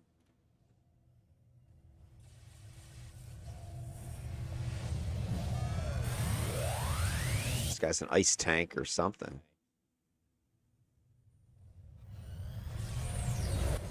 Or they might be stone with ice buffs or something. I don't know. It's a weird combo though. Look like they got ice and stone. See, we're like pulling 3 guys here, 2 guys there. And maybe this is the way you have to do it in order to beat these missions. But I want to challenge our team to go faster. Now, I'm not saying go crazy and just dive in there because this is going to get everybody murdered. But find a happy medium. And I think if you put a time limit, 45 minutes or something like that, you're going to have to move. Right? Because we've been on this map so far for just over 30 minutes. So if I had a 45-minute timer, you got 15 minutes left. You better go. And we've only cleared, think about we're on the map where we are. We're only like in the second room at this point. I finally get some of my pets again. So we can see what they contribute to the party here. Okay, Ben's gathering up some stuff. The rest of us are back here buffing. He's taking a huge beating.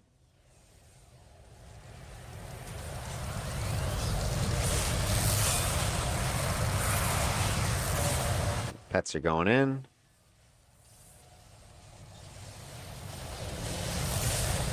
See, everybody's summoned a bunch of pets. I like the talents pets I have. Man, they're slowed by that tar patch.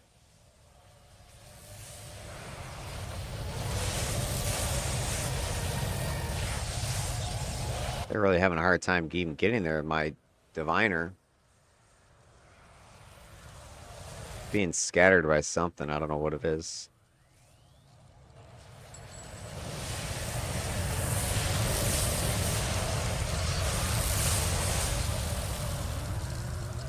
So our pets are nice because they're bringing not just damage, they're also bringing debuff and control. Okay, here's another example, right? We're all kind of waiting out here in the hall for these couple guys to get pulled out. You'll see me doing a lot more camera panning too.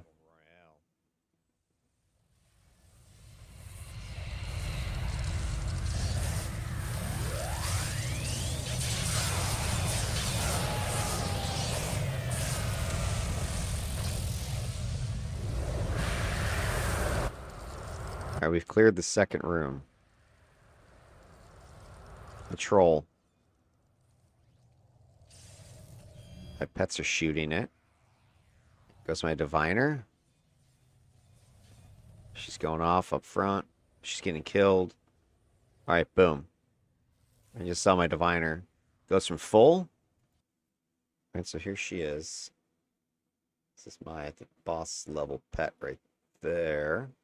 There she is. She's going to town with her dual blades. Here's my harpy. My lieutenant's back here. Plays at range, very similar to the way Gyr plays. So she's kind of your frontliner, melee. He's ranged.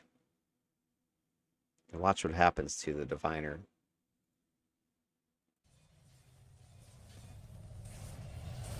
Half health, 3/4, dead.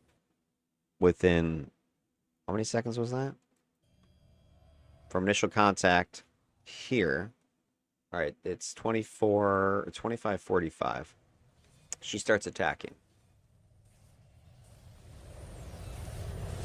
Dead.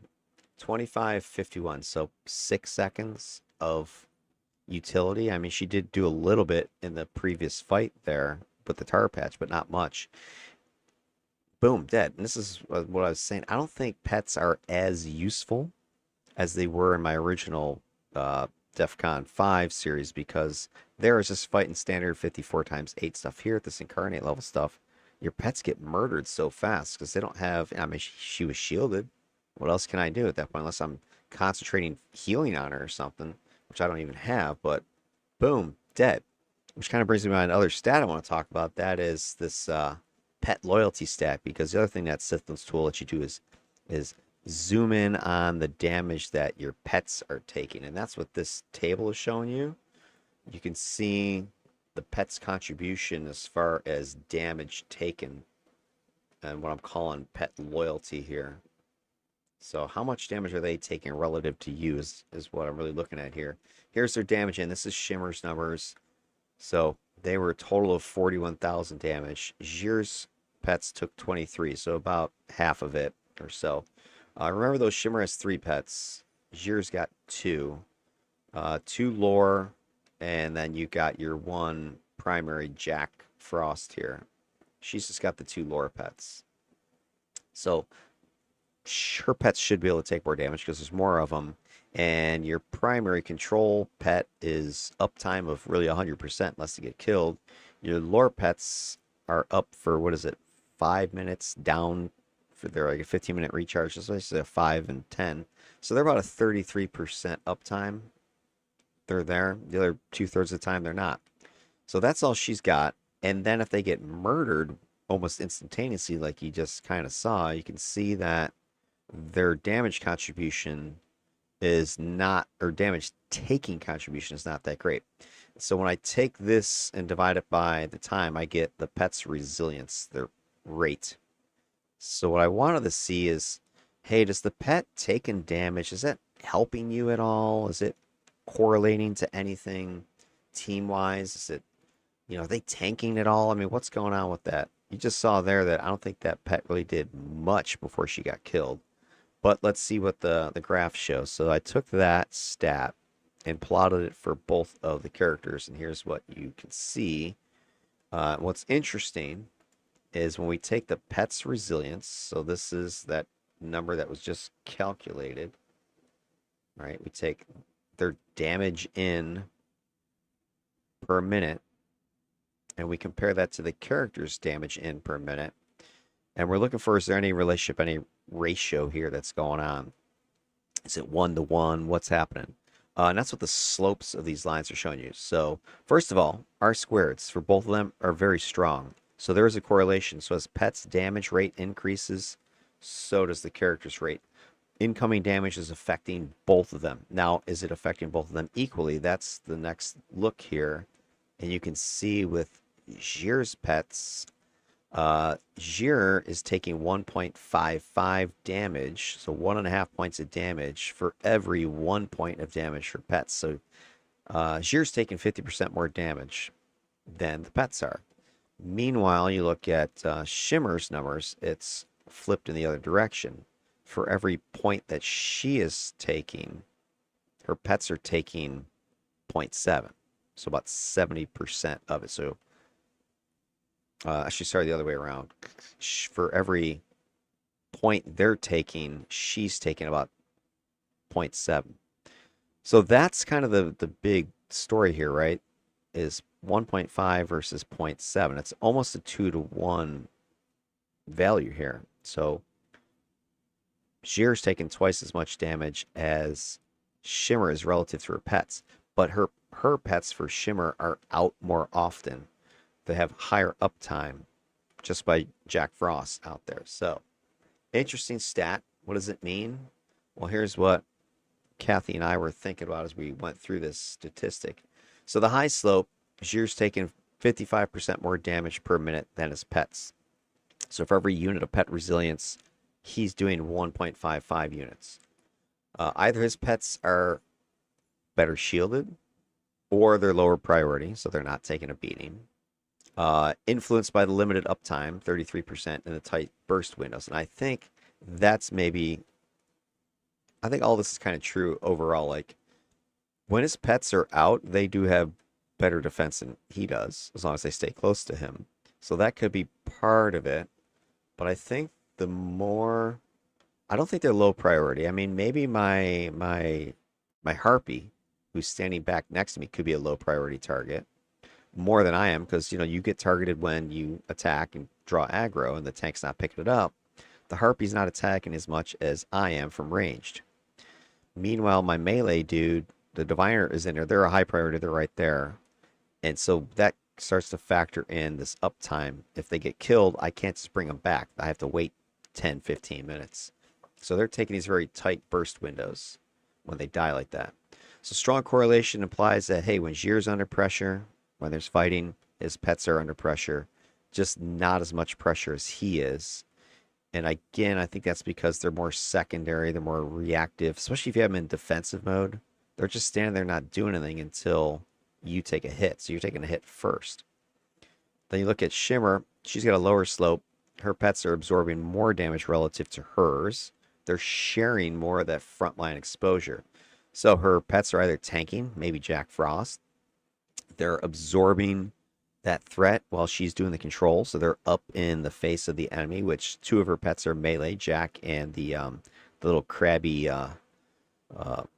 Banished Pantheon creature there. I forget what its name is called. Bone Spawn, Bane Spawn, whatever it is. And then her build, right? She's got 3 pets. Gyr's got 2. Jack's always out. They're just going to get more damage. That's going to lower this ratio. So it's hard to say if it necessarily means anything because she does have the skewed data set. But the fact that she does have more pets, it's part of what her controller set is doing. And also why I've been an advocate of defenders getting patron pets. But I just don't think, based upon what you just saw there, that they're going to matter as much.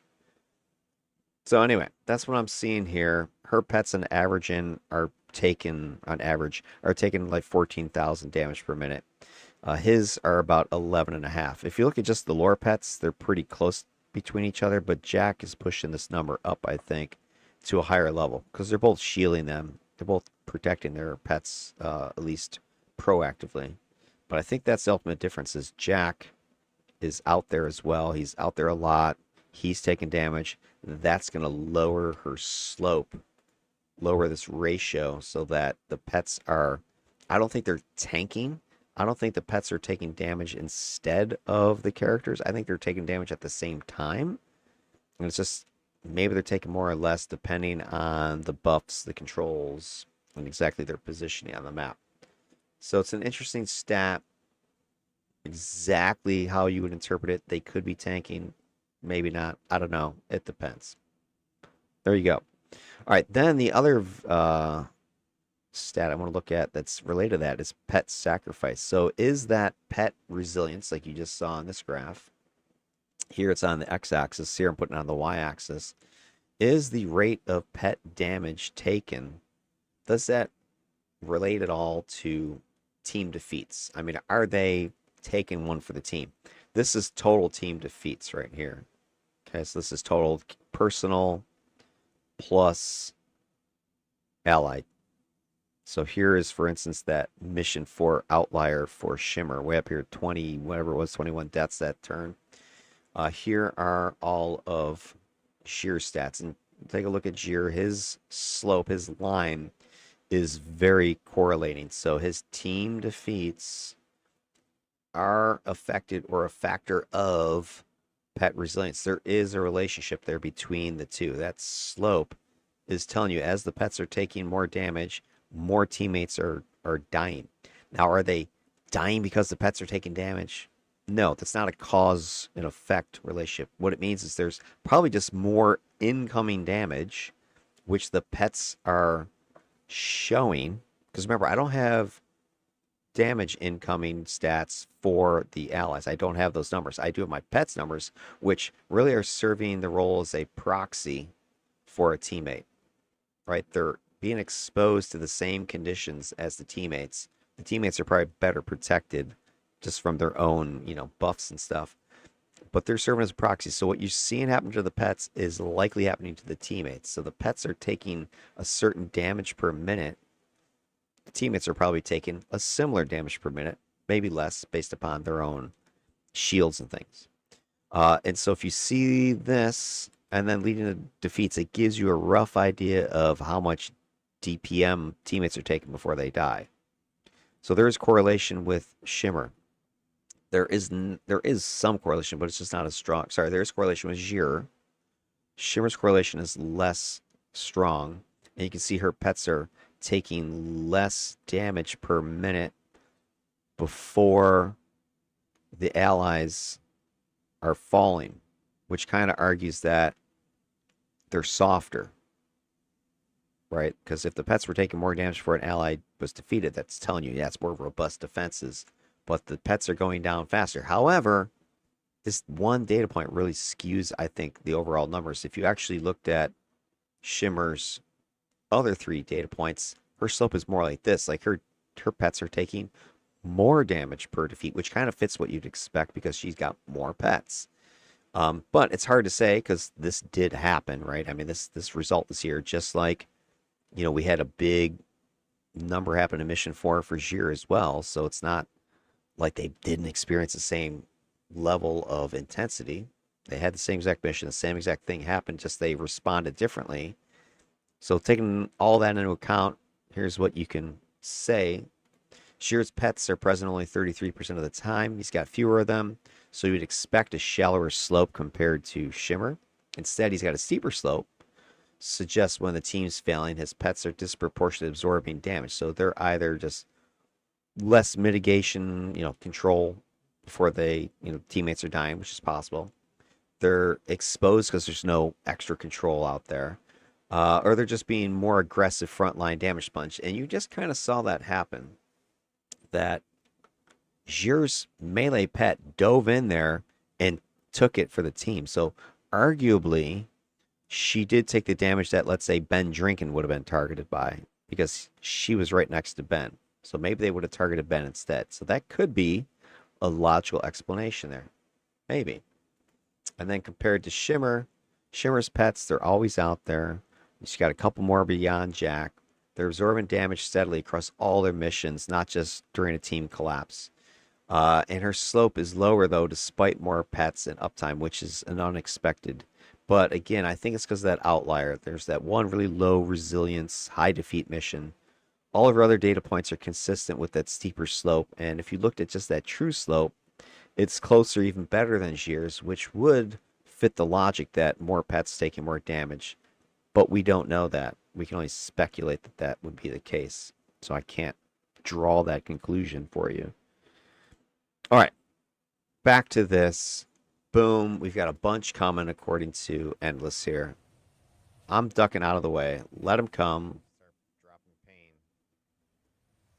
Put down my patch right there. Sleek did so much damage, by the way. So much control. We'll take a look at that in a little bit, but I mean that was my big opener, right? Sleet, followed by like rain of arrows, explosive arrow, just lather, rinse, repeat.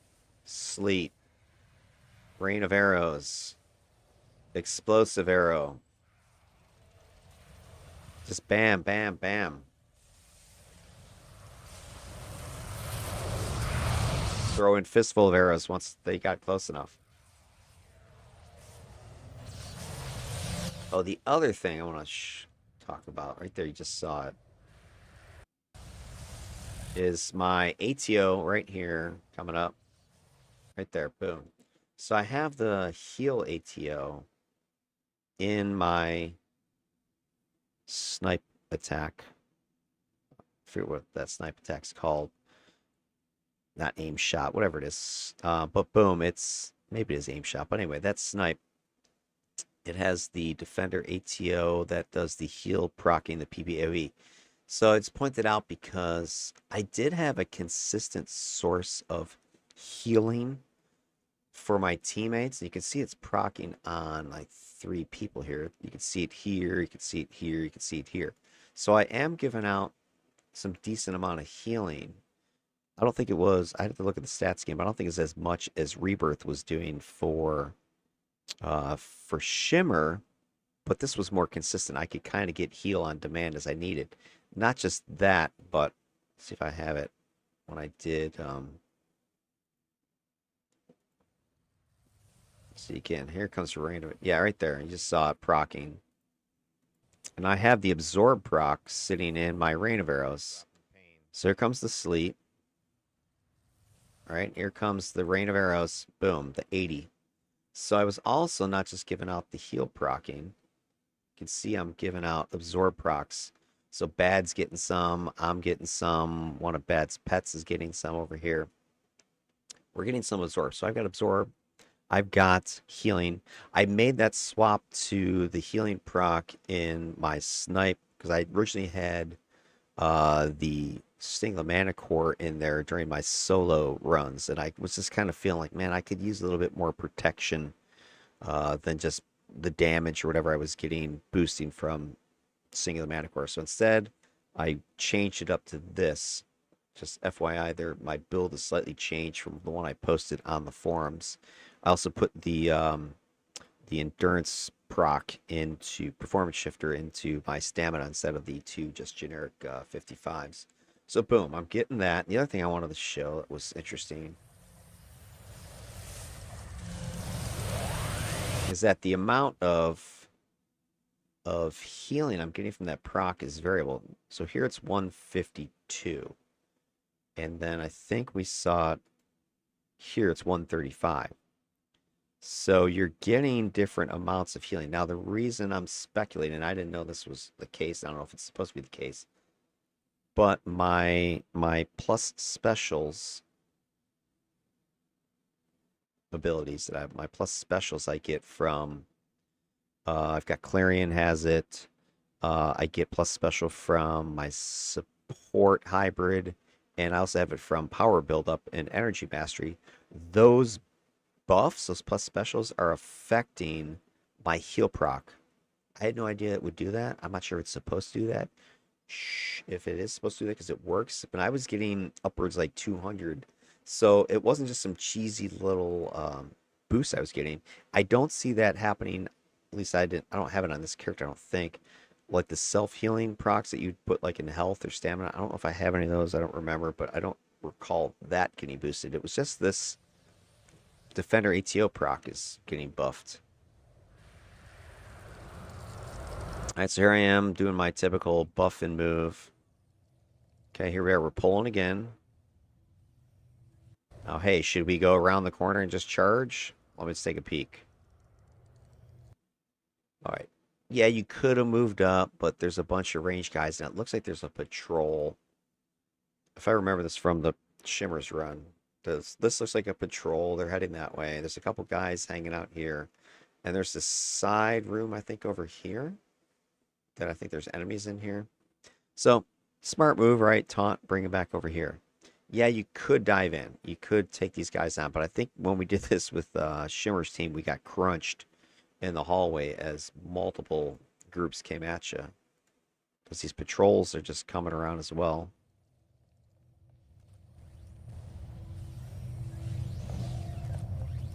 Okay, see my Harpy's backing up. Harpy's attacking. Got 3 hits off. But for the most part, she's hanging back, or he's hanging back.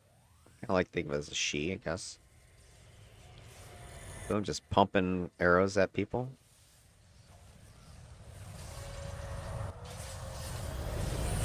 Some more sleet, some more rain of arrows. Snowstorm out there.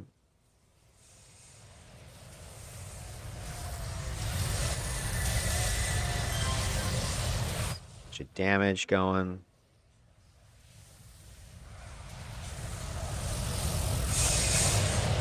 Boom, boom, boom. Just hammering these guys.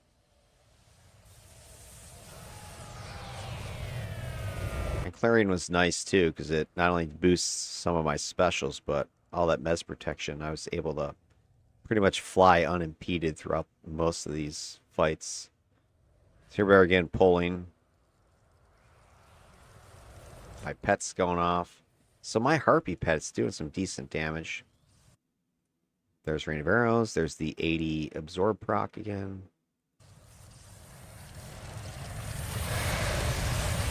So most of the rest of this goes like this. There are going to be a couple of sketchy parts, but you see our tactic now, and it's working, right? You go up, taunt something, break line of sight, bring it in.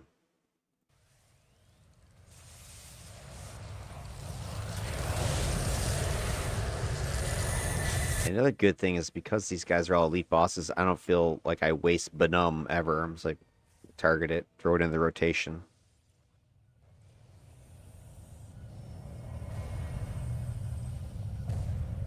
Waiting for Ben to go fish. I don't know if he's coming all the way back again or what.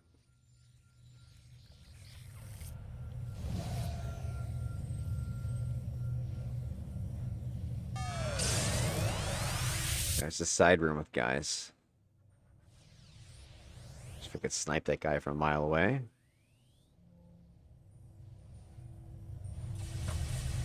And there's a buff. It's a different number again. Heat loss throws some nice minus resistance, and then you throw sleet on there on top of that. It's like minus 60%. Boom. Look, I'm held. Mindless is taking a hit. I want to check something. Yeah, this might be a good time to talk about this stat too. So I'm dropping sleet. Now notice there's a lot of, I don't know, does Bad have bonfire?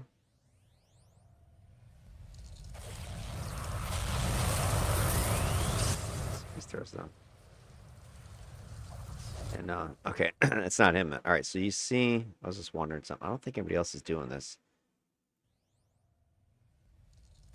Okay, heat loss. Here comes sleet. All right, boom. So the reason I'm kind of double checking is there's a lot of people flopping. So knockdown. Knockdown seems to be very powerful soft control during this. And the reason I bring it up is because I want to pause and talk about another category of stat. This is new that I've just been doing with this DEFCON II aftermath stuff, and that's this idea of disruption, your controls that you're unloading on the enemies. So for Gyr, I mean, he's not getting controls from everywhere. He's getting them from primarily Sleet. Sleet's got knocked down, and that's like his main. When I did the numbers, his controls, this is going to be pretty crazy. 80% of the control that he was throwing out there was Sleet's knockdown. And you just saw a bunch of guys flopping. So these numbers here, when you see 400, 800, 1,000, 148, most of that's because of Sleet. Now, Shimmer has way more control, which you're going to see in the graph in a second. But just FYI, it was a powerful tool opening with Sleet, because not only are you getting the minus 30% defense and minus 30% damage resistance, which is stacking with heat losses, I think minus 30% too. But you're getting a ton of knockdown control. So a lot of this control right here, that's just Sleet's knockdown. Very important power. And I'm averaging 25.8 per minute. So 25.8 controls, fierce, not slow, but knockdowns, holds, whatever. It all adds up. This is also including your pet controls, which is minimal for Gyr. I think like 2% of his controls came from pets. But boom, lots of pets, or sorry, lots of controls being thrown out. You just see that in that little clip there. And when you take that and plot it on this disruption correlation graph, this is actually pretty crazy too. Gyr, 100% correlation between the time of the mission and the number of controls. So all this just means is Sleet was being used consistently a lot, right? When it was up, he was dropping it. I was getting the controls, and it was going along with the time of the mission. Similar story with Shimmer, right? Because she also has Sleet. She's also got Ice Slick. So between those two, she was getting a ton of knockdown effects, 95% and a 0.95 correlation. So again, huge correlation, but you can see her slope is way taller, right? She's got just more control. She's got a whole primary set full of them. Shimmer doesn't. He's got some, or Gyr doesn't have that kind of control. He's got some from explosive arrow, some knockdown there. You know, he's got some hold, some stun, a little bit, but not a lot. His pets are throwing in a few things, but not a ton. Gyr, he's delivering controls at consistent pace across all his missions, perfect correlation. just reliable deployment of control tools. Limited in volume. Again, sleet is the one we're talking about. Average control rate 25.8. Low standard deviation. So he is in a secondary suppression role compared to what Shimmer's doing. Soft crowd control, some archery attacks have control. Sleet, of course, the pets have a little bit. And for Gyr, sorry, 6%, as 2% was with girlfriend down here. So 6% of his controls were pets. 80% of the controls were sleet. It does boost his overall output a little bit of supporting interpretation that he is controlling. It's distributed a bit, but not big burst amounts of control like Shimmer is throwing out. Shimmer, 84, 85 controls, right? Triple this number. She is a controller. That's her job. So I mean, you shouldn't be shocked by this number at all. That's what she's doing. That's her role on the team. Disruption is 0.95. Strong, alignment between the length of the mission and how many controls she's using. And it is more flexible though, because scenarios might mean she needs more control because there's more enemies or something like that. Where again, Gyr's just drop at sleep whenever there's a group of enemies, even if it's just a couple. And 98% of her controls versus 94% for Gyr are just her controls. 2% were her pets. So her pets are there, but minimal role in disruption. So she is just doing direct intentional suppression. Gyr, he's more diffuse with his disruption, more opportunistic. Okay, so those controls were very important. You can see that when I then start to apply that to some of these other metrics we've been looking at. Blunting is what I'm calling this one. So with blunting, you're taking a look at disruptions relationship with this resilience. So resilience, remember, this is your damage you're taking per minute. So this resilience, this is disruption. This is how many controls you're throwing out per minute. So as you're disrupting more, is resilience affected? Are you lowering incoming damage? Are you taking more damage because you're controlling more, because you're fighting more? What's the relationship here? And you can see with the numbers here, it's again pretty interesting. We've got our friend Gyr. Correlation's not too great because we do have an outlying data point, very low disruption, where lots of damage was coming in. This is the mission. This is mission 4 right here. Didn't get a chance to control a lot because so much damage was coming in, everybody was dead. His rest of his missions, look at this. Super tight clustering. I mean, this is like pinpoint precision. So his rate of disruption is constant. And the reason for that is because it's coming from predominantly one source, sleet. So if he's using sleet consistently, he's going to get the same consistent disruption because sleet being 80% of the control. And the other interesting thing is his resilience was very consistent too. His other 3 missions, he was taking roughly the same amount of damage every single time. It didn't matter the team. It didn't matter the map. It didn't matter the enemy. He was taking consistent amounts of damage. He was controlling consistent amounts. Almost perfect lockdown. So if you ignored this data point, this would be like 100% correlation. Shimmer, on the other hand, did have very high correlation between her disruption rate and her resilience rate. So as she was taking more damage, she was controlling more. So I think that's because she's fighting more and her controls are her outgoing damage. So she's taking more incoming, she's sending more outgoing. It makes sense that these two are going with each other. You don't see that with Gyr. He's not scaling up control as an attack. Right, his control is supplemental to his attacks. It's preemptive, and then he's starting to strike and he's starting to fire more arrows. So you're seeing 2 different kind of philosophies because they're 2 different builds. But very interesting stats here. His resilience, he's taking 18 DPM here versus 4. So that's 4 or 5 times as much damage per his control that he's throwing, his control rate. So if we interpret all this, Gyr's 3 non-outlier missions are clustering tightly. He maintains steady suppression under normal conditions. His disruption is about 27 controls a minute. Resilience is at 300, mid 300s. Steady, reliable. Mission 4, collapse, distorts the R squared, distorts the slope, exaggerates that. Looks like, oh, he sucks. but it's an anomaly. It's not his, trend, his actual realistic trend. So Gyr's not modulating the incoming damage through controls. That's not what he's doing. He's not responding with controls. He's holding a fixed control amount. That's his sleep. Keeps him going. He's not able to scale up in response to anything like Shimmer is. Shimmer's throwing out more controls the more heat she's taking. Strong positive correlation for her. Her output's going up as her incoming damage is going up. So more control activity responding to combat. It's not necessarily suppressing. That's the big thing that I kind of caught by this. So she's controlling more, yes, but it's not doing anything to suppress. Like as she controls more, you're not seeing her damage decrease. You would see a trend like this if that was the case. That's not what's happening.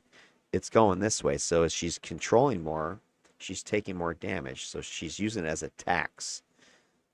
Right, that's what the data is showing you. So her damage per minute is going up about 4 times what Shimmer's is or Gyr's is. Proportional escalation, active combat role. Her controls are scaling with pressure. She's fighting more. She's not fighting less.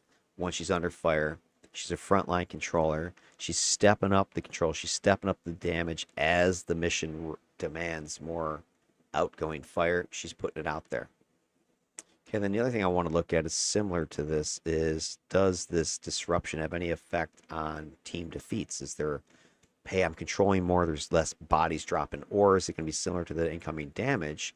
More damage is coming in because more attacks are coming in, so you're sending more controls out because you need to send out more damage, and so you're going to see a positive correlation, and that's what you're seeing with these graphs. Actually, you can tell right here. Again, here's Shimmer's data. Correlation's a little bit loose, so that's not control rate. It's not the only reason for the team defeats, right? But you are seeing that going up. And again, if we look at just the 3 clustering missions, her rate would actually be, and her correlation would be much higher than you're seeing here. But you have this outlier again skewing the data. You've got similar story with Gyr. His correlation's about 2/3 of the team defeats are related to his disruption rate, but his disruption rate is very consistent, right? He's putting out roughly the same amount of controls per minute, regardless of what's going on, but team defeats are still going up. He doesn't have the ability to ramp up like you see Shimmer able to do. So different stories are here because you have different builds at play. Interpretation, there's weak correlation with Gyr. As the team defeats rising, his control rate isn't escalating proportionally. His output is flat, right? I don't necessarily say it's low, but it's flat, regardless of the threat. He doesn't scale up. Shallow slope, minimal change in control, even as the situations are getting worse, even as more damage is coming in, even as more bodies are dropping. So he's either got a fixed rotation, which I think is the case. He's got sleet, explosive arrow, right? He's just dropping those. There's 2 main controls he's got out there. He throws in a couple of little single target things. His pets are throwing out a couple single targets things. So minimal change in that as the situation goes, right? Can't do anything else. Stable, but he's passive. So consistency is notable, right? You know what you're going to get, but there's a limited ceiling. He doesn't have the ability to intensify. Shimmer, high disruption with defeats. So unlike Gyr, Shimmer is escalating her control as the team is facing more threats, more defeats, more incoming damage. Her kit, her combination of controls and debuffs and stuff, is letting her spike her suppression. Now, she has a cap at some point, which is pretty much recharge, how fast is stuff recharging. But, we really didn't see it here. Moderate fit. Again, there's other stuff going on here. There's a lot of noise in the data. Her control increase isn't enough to prevent the team losses, but it is showing her effort level is increasing. Responsive mitigator, Shimmer's behaving like a battlefield triage specialist. Her control output is adapting. It's adaptive. Driven by control uptime, so recharge. And where the allies are. Are they in range? Are they dying? She's going to throw some more control out there because somebody's dying. All right, let's get back to our video here and see what is happening next. All right, so we're dropping the controls like I was just showing you. I get held. My clearing is not up. Yeah, I think it's Shadow Field. Damage is incoming now. Evil, evil, evil. Yeah. Like mindless just experience stepping in the shadow field. That dark control is nasty.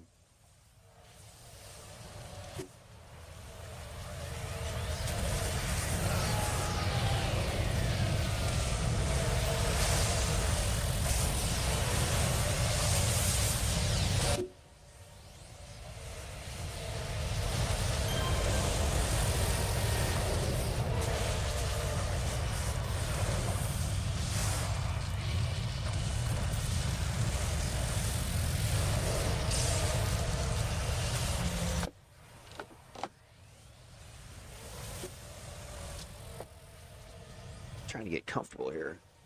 Dog's under me. Right, side room. That's one thing I like about these patches, by the way. I don't know if you guys ever done this yourself, but so I'm like trying to see what the hell's going on over there. But there's guys like in the door frame and stuff, and it's hard to get a placement on your patches sometimes. So you see what I'm going to do here. Back this up. Shielding. Okay, sleep. All right, stop right there. So we've got an unknown number of bad guys coming out of that side room over here. Right? I don't know how many are in here. There's more guys in there, less guys. Who knows? So I'm thinking, well, I could drop my thing here, my sleep, but I might not catch these guys over there. And I really can't get easy patch, lane here because there is a little bit of gap where you can try to drop your little reticle there exactly. But problem is if you're in, I know Apocalypse probably gonna yell at me, I should use a macro or whatever, but I'm sitting here clicking on sleep and I want to place it somewhere. I want to place it close enough to the doorway. So one cheat way to do this is don't drop it on the floor at all. Guys are in that damn room. So when I do this right here, back this up again. So I'm like, I want it on that doorway, but it's hard to, right there. I'm having a hard time seeing exactly where I want to drop it, but I want to put it tight. So I just drop it on the wall right here. You see where I'm clicking? Boom. That's going to put my patch down here. Anyway, so it's not going to literally drop it on the wall. It's going to drop it on the ground underneath it. So a little cheat code. Guys are in that damn room. Boom. They're dying.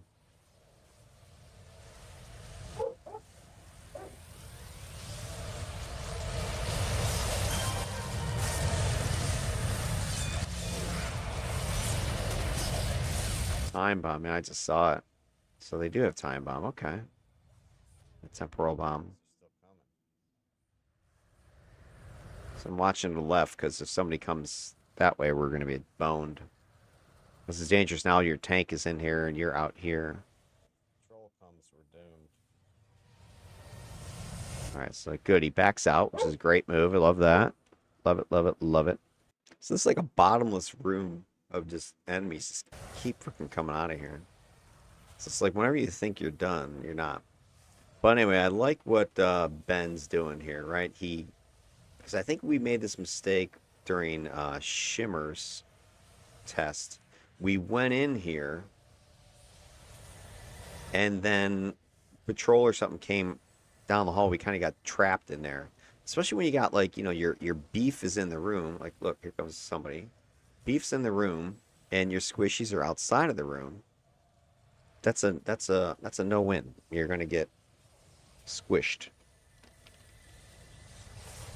Anyway, so Ben pulls him out of the room, comes back out to the hallway where we can kind of keep our eye on stuff. All right, now notice there's shit shooting at me. So we ultimately aggroed or something this hallway. So see shit coming flying from my left.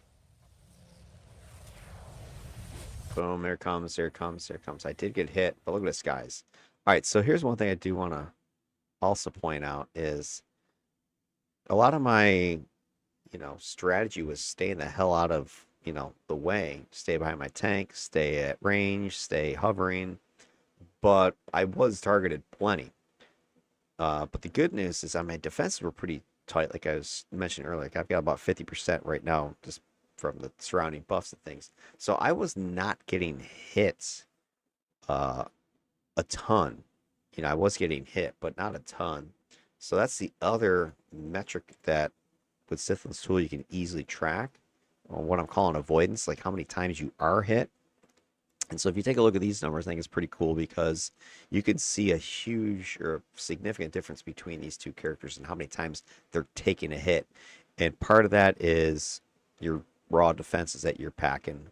But the other part is your positioning and this, wall of people between you and enemies. So here I am kind of out exposed in a hallway. You see some incoming fire. Some of it's hitting me, some of it's missing me. But when you look at Gyr's overall numbers, I mean, he was pretty Teflon. Like his rate of being hit 7.5, 7.9, 2.7. Like that third mission, this was that tunnel map. I mean, I was like not being touched. Even this one, where we ended up getting wiped in those first few minutes, 8 minutes, it was a pretty low incoming fire. So a lot of that was just position. Like I said, I'm using hover, I'm using cover. I'm trying to avoid getting freaking drilled because I don't have a ton of hit points, right? So I can't be getting smoked. Contrast that with Shimmer's numbers, which you'll see here on the graph. So here is this avoidance correlation between these two. So Shimmer again is in green, pretty tight cluster of his data here, 0.8, pretty strong correlation. So as time is going on, he is getting hit more. Of course, that's true. But the slope is pretty shallow compared to Shimmer, who's here with her data points. So she had a couple low data points, which were on par with Gyr, and then she had a couple missions where she was taking a lot more hits, especially this one. And this wasn't even this wasn't even her mission 4. This was her mission 4 right here. Right? But on this one mission, this was her third mission. I forget what one that was off the top of my head. I think it was that big freaking warehouse map or something like that. The hangar, whatever. But anyway, boom, she took a whole bunch of hits. So her scatter's a little bit higher. Not terrible, but it's up there. And her numbers are spread a little bit more, but her slope steeper. So she's taking more hits per minute than Gyr. I don't necessarily think that it was defenses, like your actual personal defenses. There's probably a few percent difference between the two of them just based upon teammates and whatever. But I think it has to do with positioning on your map, right? A lot of times in Shimmer's case, right, you had your tanks and Veet out front, and she's back here with the blaster. But you're still taking incoming fire from this direction. Right, stuff is shooting. You might get caught by AoEs or cones, or something slips around because you had moved over here in that one cargo map. I remember I'd gotten too far off to the side by myself and just took a beating to the face. Where I think with Gyr and his tactics are much more maneuverable. Right, we've got our center tank, and as I mentioned earlier, right, we're shifting our position around.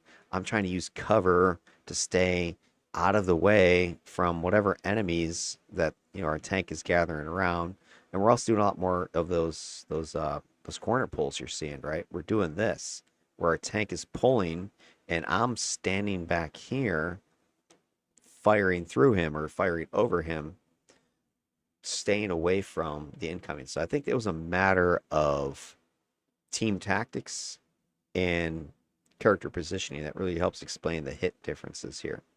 So let's go into the interpretation from Kathy. Slightly lower hit rate, 5.7 versus 8.8. It's just a little bit more than slightly lower. I think it's a decent chunk difference there.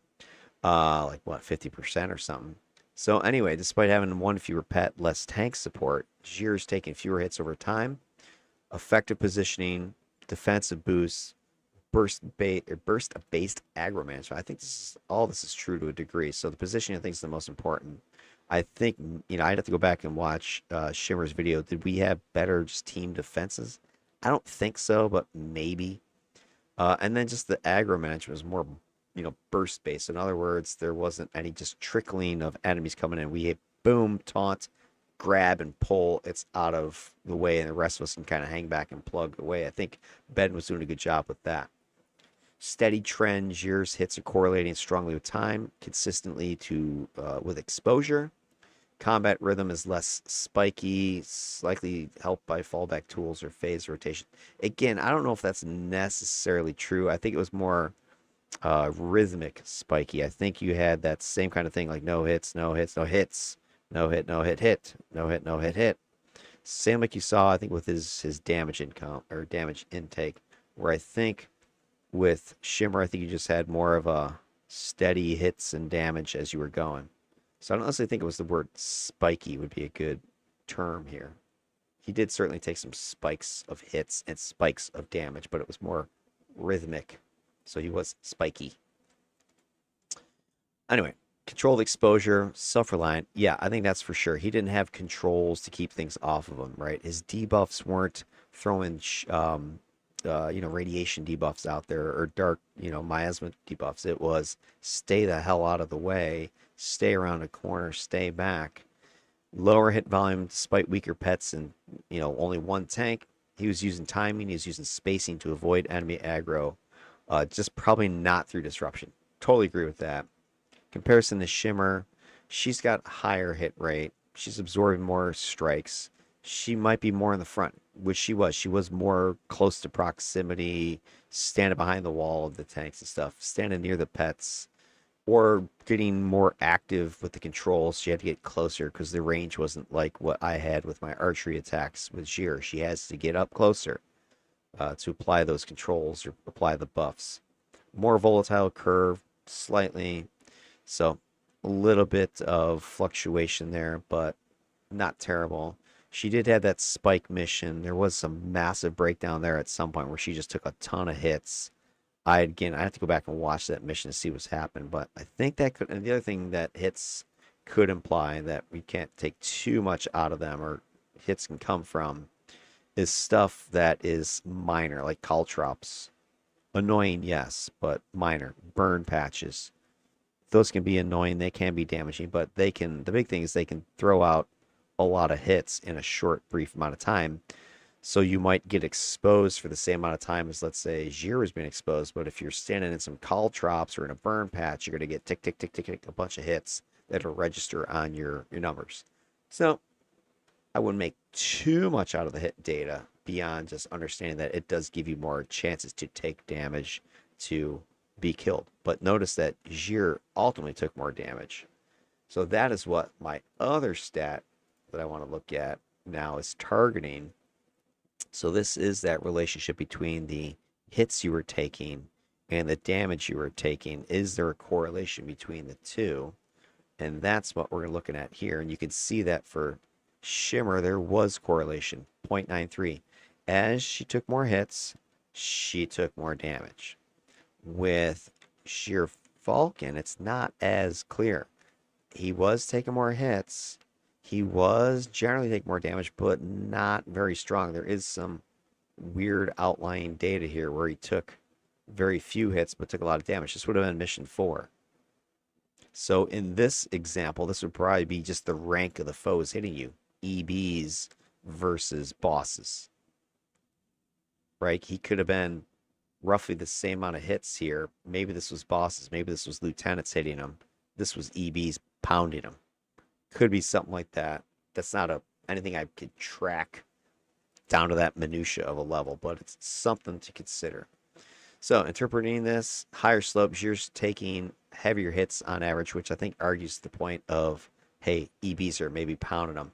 So each successful strike inflicts more damage. His slope is double Shimmers. There's moderate correlation, so damage is fluctuating, possibly due to erratic encounter pacing. Yeah, maybe. Higher spike damage from the elites during low control phases. Yeah, that's true. Could have just been a boom, couple big boom boom hits. Whereas in other times he's getting hit, but they were lower damage hits. Implications: Gyr's not just getting hit; he's getting slammed by the hits. Even with fewer total hits, the damage is adding up, and that supports the idea he's absorbing boss level or higher threat focus fire. He's not just little minions are chipping away on him. Shimmer, lower slope. Her hits are less severe, half the damage per strike. High correlation, consistent pattern. She's taking more hits. Her damage is scaling up at the same rate, roughly. Regularity is reflecting perhaps just minion pressure, not big spikes of damage. Not necessarily even minions, just lieutenants, whatever. Just trickling the same enemies are hitting her roughly. That could be just also a sign of better tanking, right? Because the people that are breaking loose are the lower rank stuff, the bigger stuff, the EBs, the bosses. They're focused on those two tanks that she had on her team. Shimmer's looking like she's taking more frequent lighter hits. So she could be closer to the action, but not buffered. She's not near enough to a tank. She's not near enough to her pet. She's not gotten the controls locked down there, other mitigating position, that kind of stuff, line of sight. So she's taking more, but just they're not as painful. All right, then when we take a look at that control, this disruption versus the hits that you're taking. So are your controls lowering the amount of hits that are coming in? That's the other thing I want to look at here. Or are the number of hits related to the controls?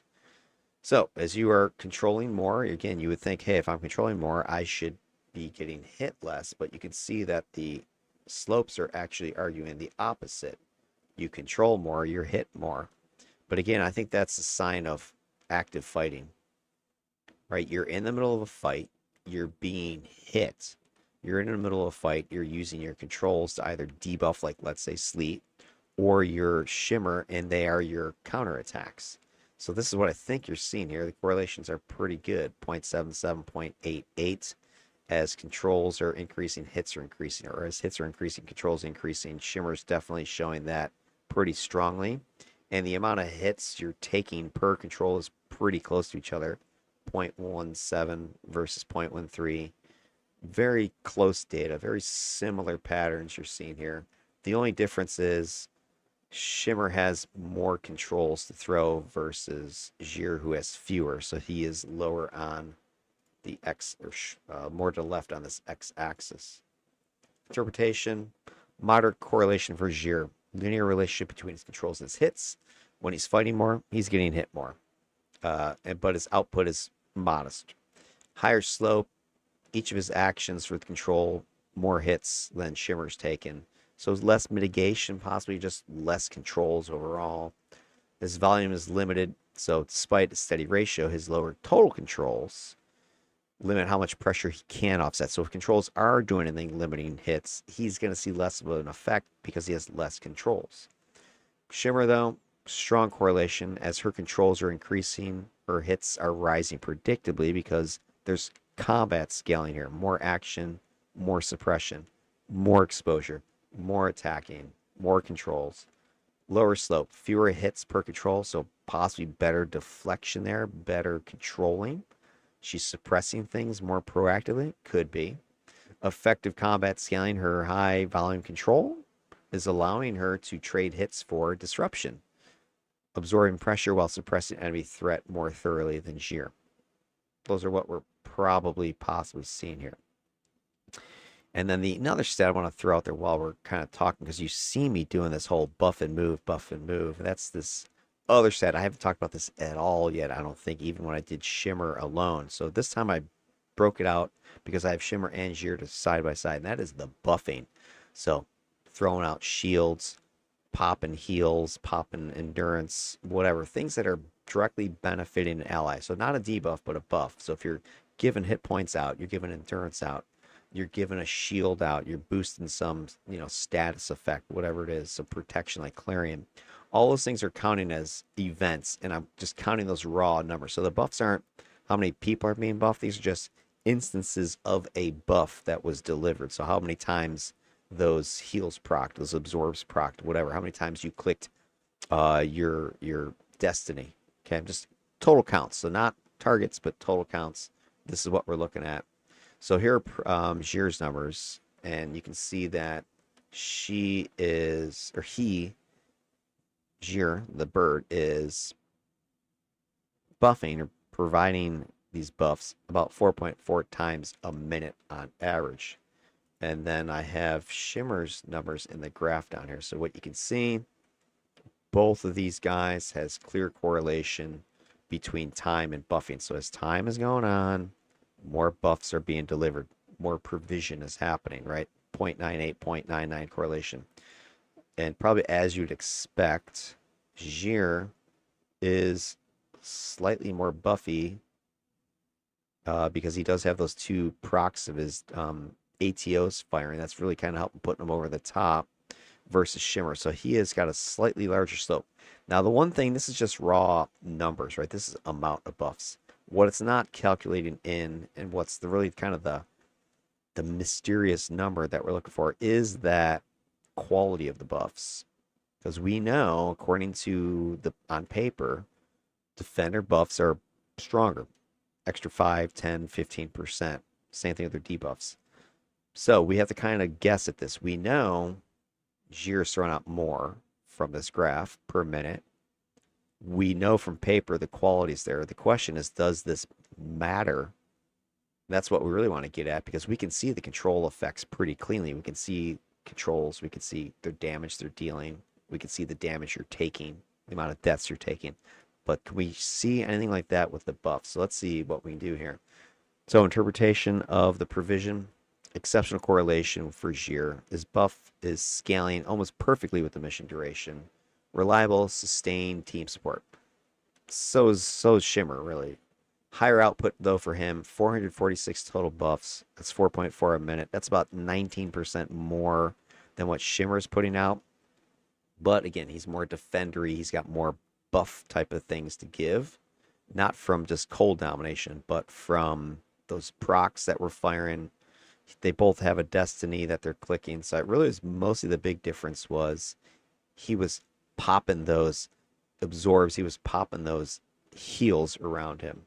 That's what put him over the edge. And that's the thing that I kind of want to throw out as an issue that I think needs to be resolved, because I don't think defenders can be given just simply stronger buffs.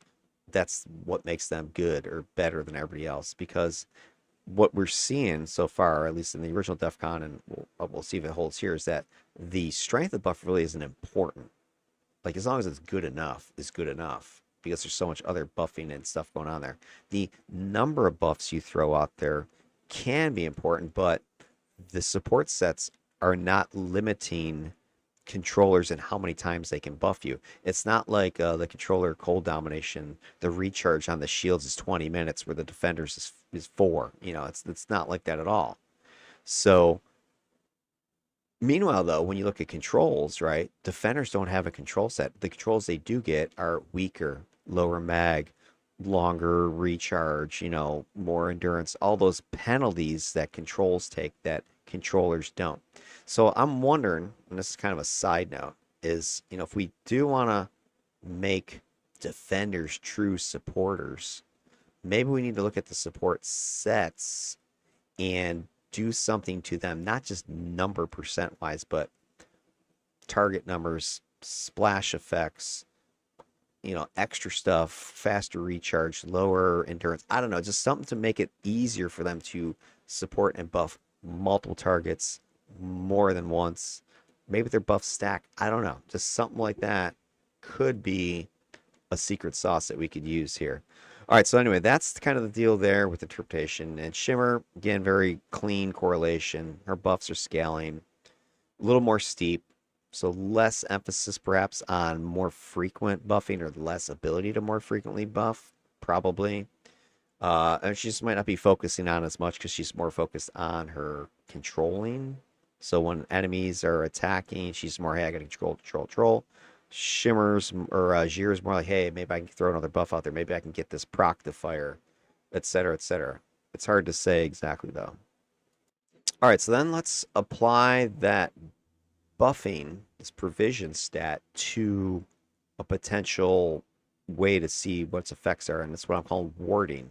Is there any correlation between the provisions, the buffing per minute stat, and how many ally defeats? So how many times one of your allies goes down? Because you would assume if the buffs are protecting, they should be detectable by ally defeats. There should be some relationship here. So here's what we're seeing with Gyr and with Shimmer. The correlations are not great, 0.65, 0.51. It's better, obviously, with Shimmer. Or sorry, with Gyr. I keep flipping their names. So as Gyr is provisioning more, is buffing more, you are seeing a slight correlation in ally defeats, which is kind of oxymoronic. Like, hey, I'm buffing more. Why are more people dying? It just might not be that. It just may be that he's able to buff more. He's just has more. That's why his numbers look worse. And then over here, you kind of have, I mean, again, their stats are so close. Like if you got rid of these outliers, I mean, look at them.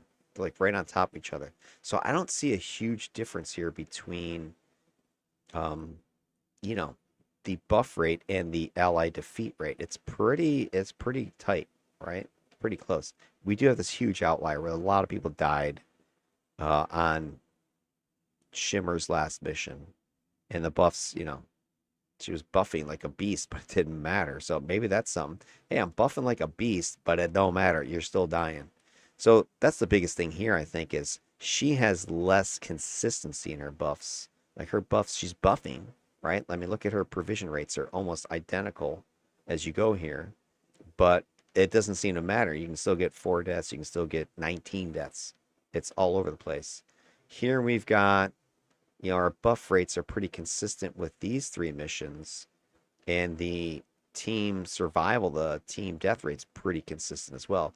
The only time we have an outlier, and this kind of makes sense, is because look, he had the least provisioning in mission 4, least opportunity, and had the most defeats. So this kind of makes sense. I kind of like what Gyr's data is showing. It seems to be suggesting there is some relationship here. So, what does Kathy think interpretation wise? So, for Gyr, stronger scaling, so the 0.76 correlation, his or 0.65 correlation of the 0.76 buffs per defeat. So, there's more buffs for each ally going down. His buffing rate is rising more sharply with increasing ally pressure, indicating more synchronized or reactive support under fire. So, I think this is true. Now, if I put this in context of the actual powers, go to his heal and absorb proc.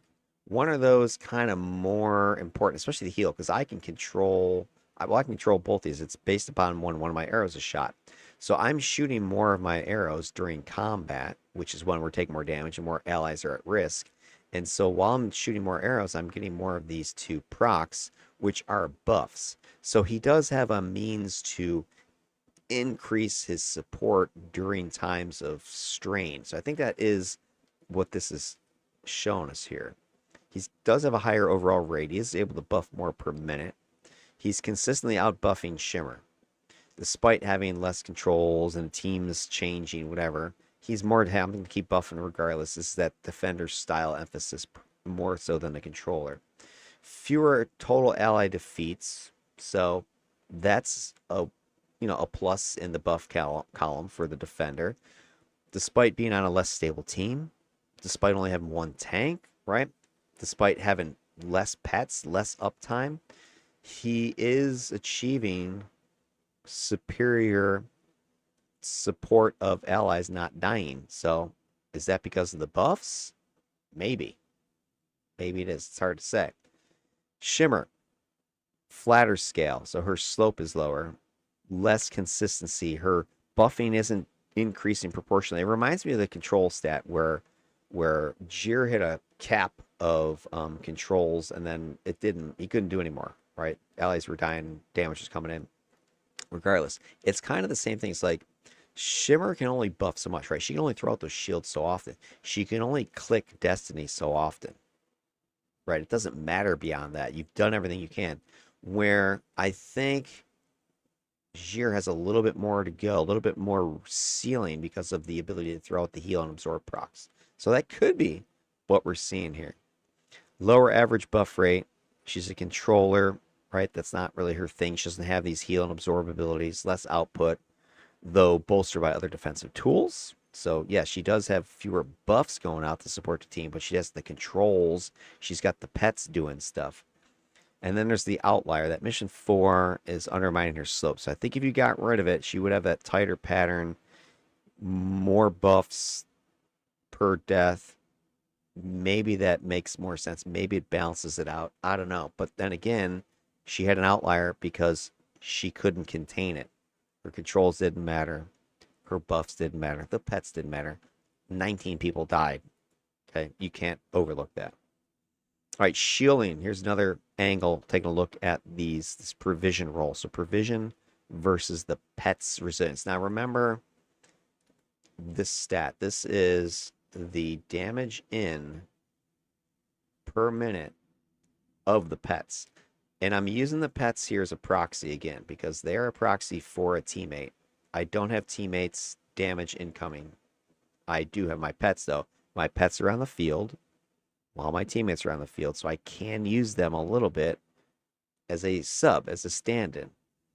And see, does the buffing have any impact or vice versa on the damage that the pets are taking? So is there any extra support you're getting? So we can take a look at that. Correlation. Shimmer, definite correlation. Her provision rate is related to her pet resilience. Now, here's again the weird thing is she's buffing more while her pets are being damaged more. It kind of seems oxymoronic. Shouldn't this go down? But again, I think it's because, hey, when are you doing these things? When are you taking damage? When are you trying to buff? There's probably combat, right? There's a combat scenario. Stuff is coming in. So you are taking damage and you're trying to control and you're trying to buff. So I think it makes sense that these two things are going hand in hand. Now with Gyr, on the other hand, there is no correlation. 0.43 is terrible. So he's, and again, I think the reason why is because he's just buffing, right? His buffing is going out whether there's incoming damage or not, really. I mean, he's just doing his thing. The other thing about it is his pets are not as consistently on the board. So if you take just a higher overall buffing rate, because that's what he's doing, you take an overall lower damage because he's only got 33% uptime of his pets versus potentially 100% uptime for Jack Frost. I think this explains his more wonky numbers. You know, hey, why was there a huge amount of damage taken by pets? Well, maybe the pets were out during this mission the longest. And this could have been the first mission. I don't forget which one this is, but right, he wasn't needing to buff very much. The mission was pretty short. The pets were taking a decent chunk of damage. They were out there fighting a lot, you know, whatever.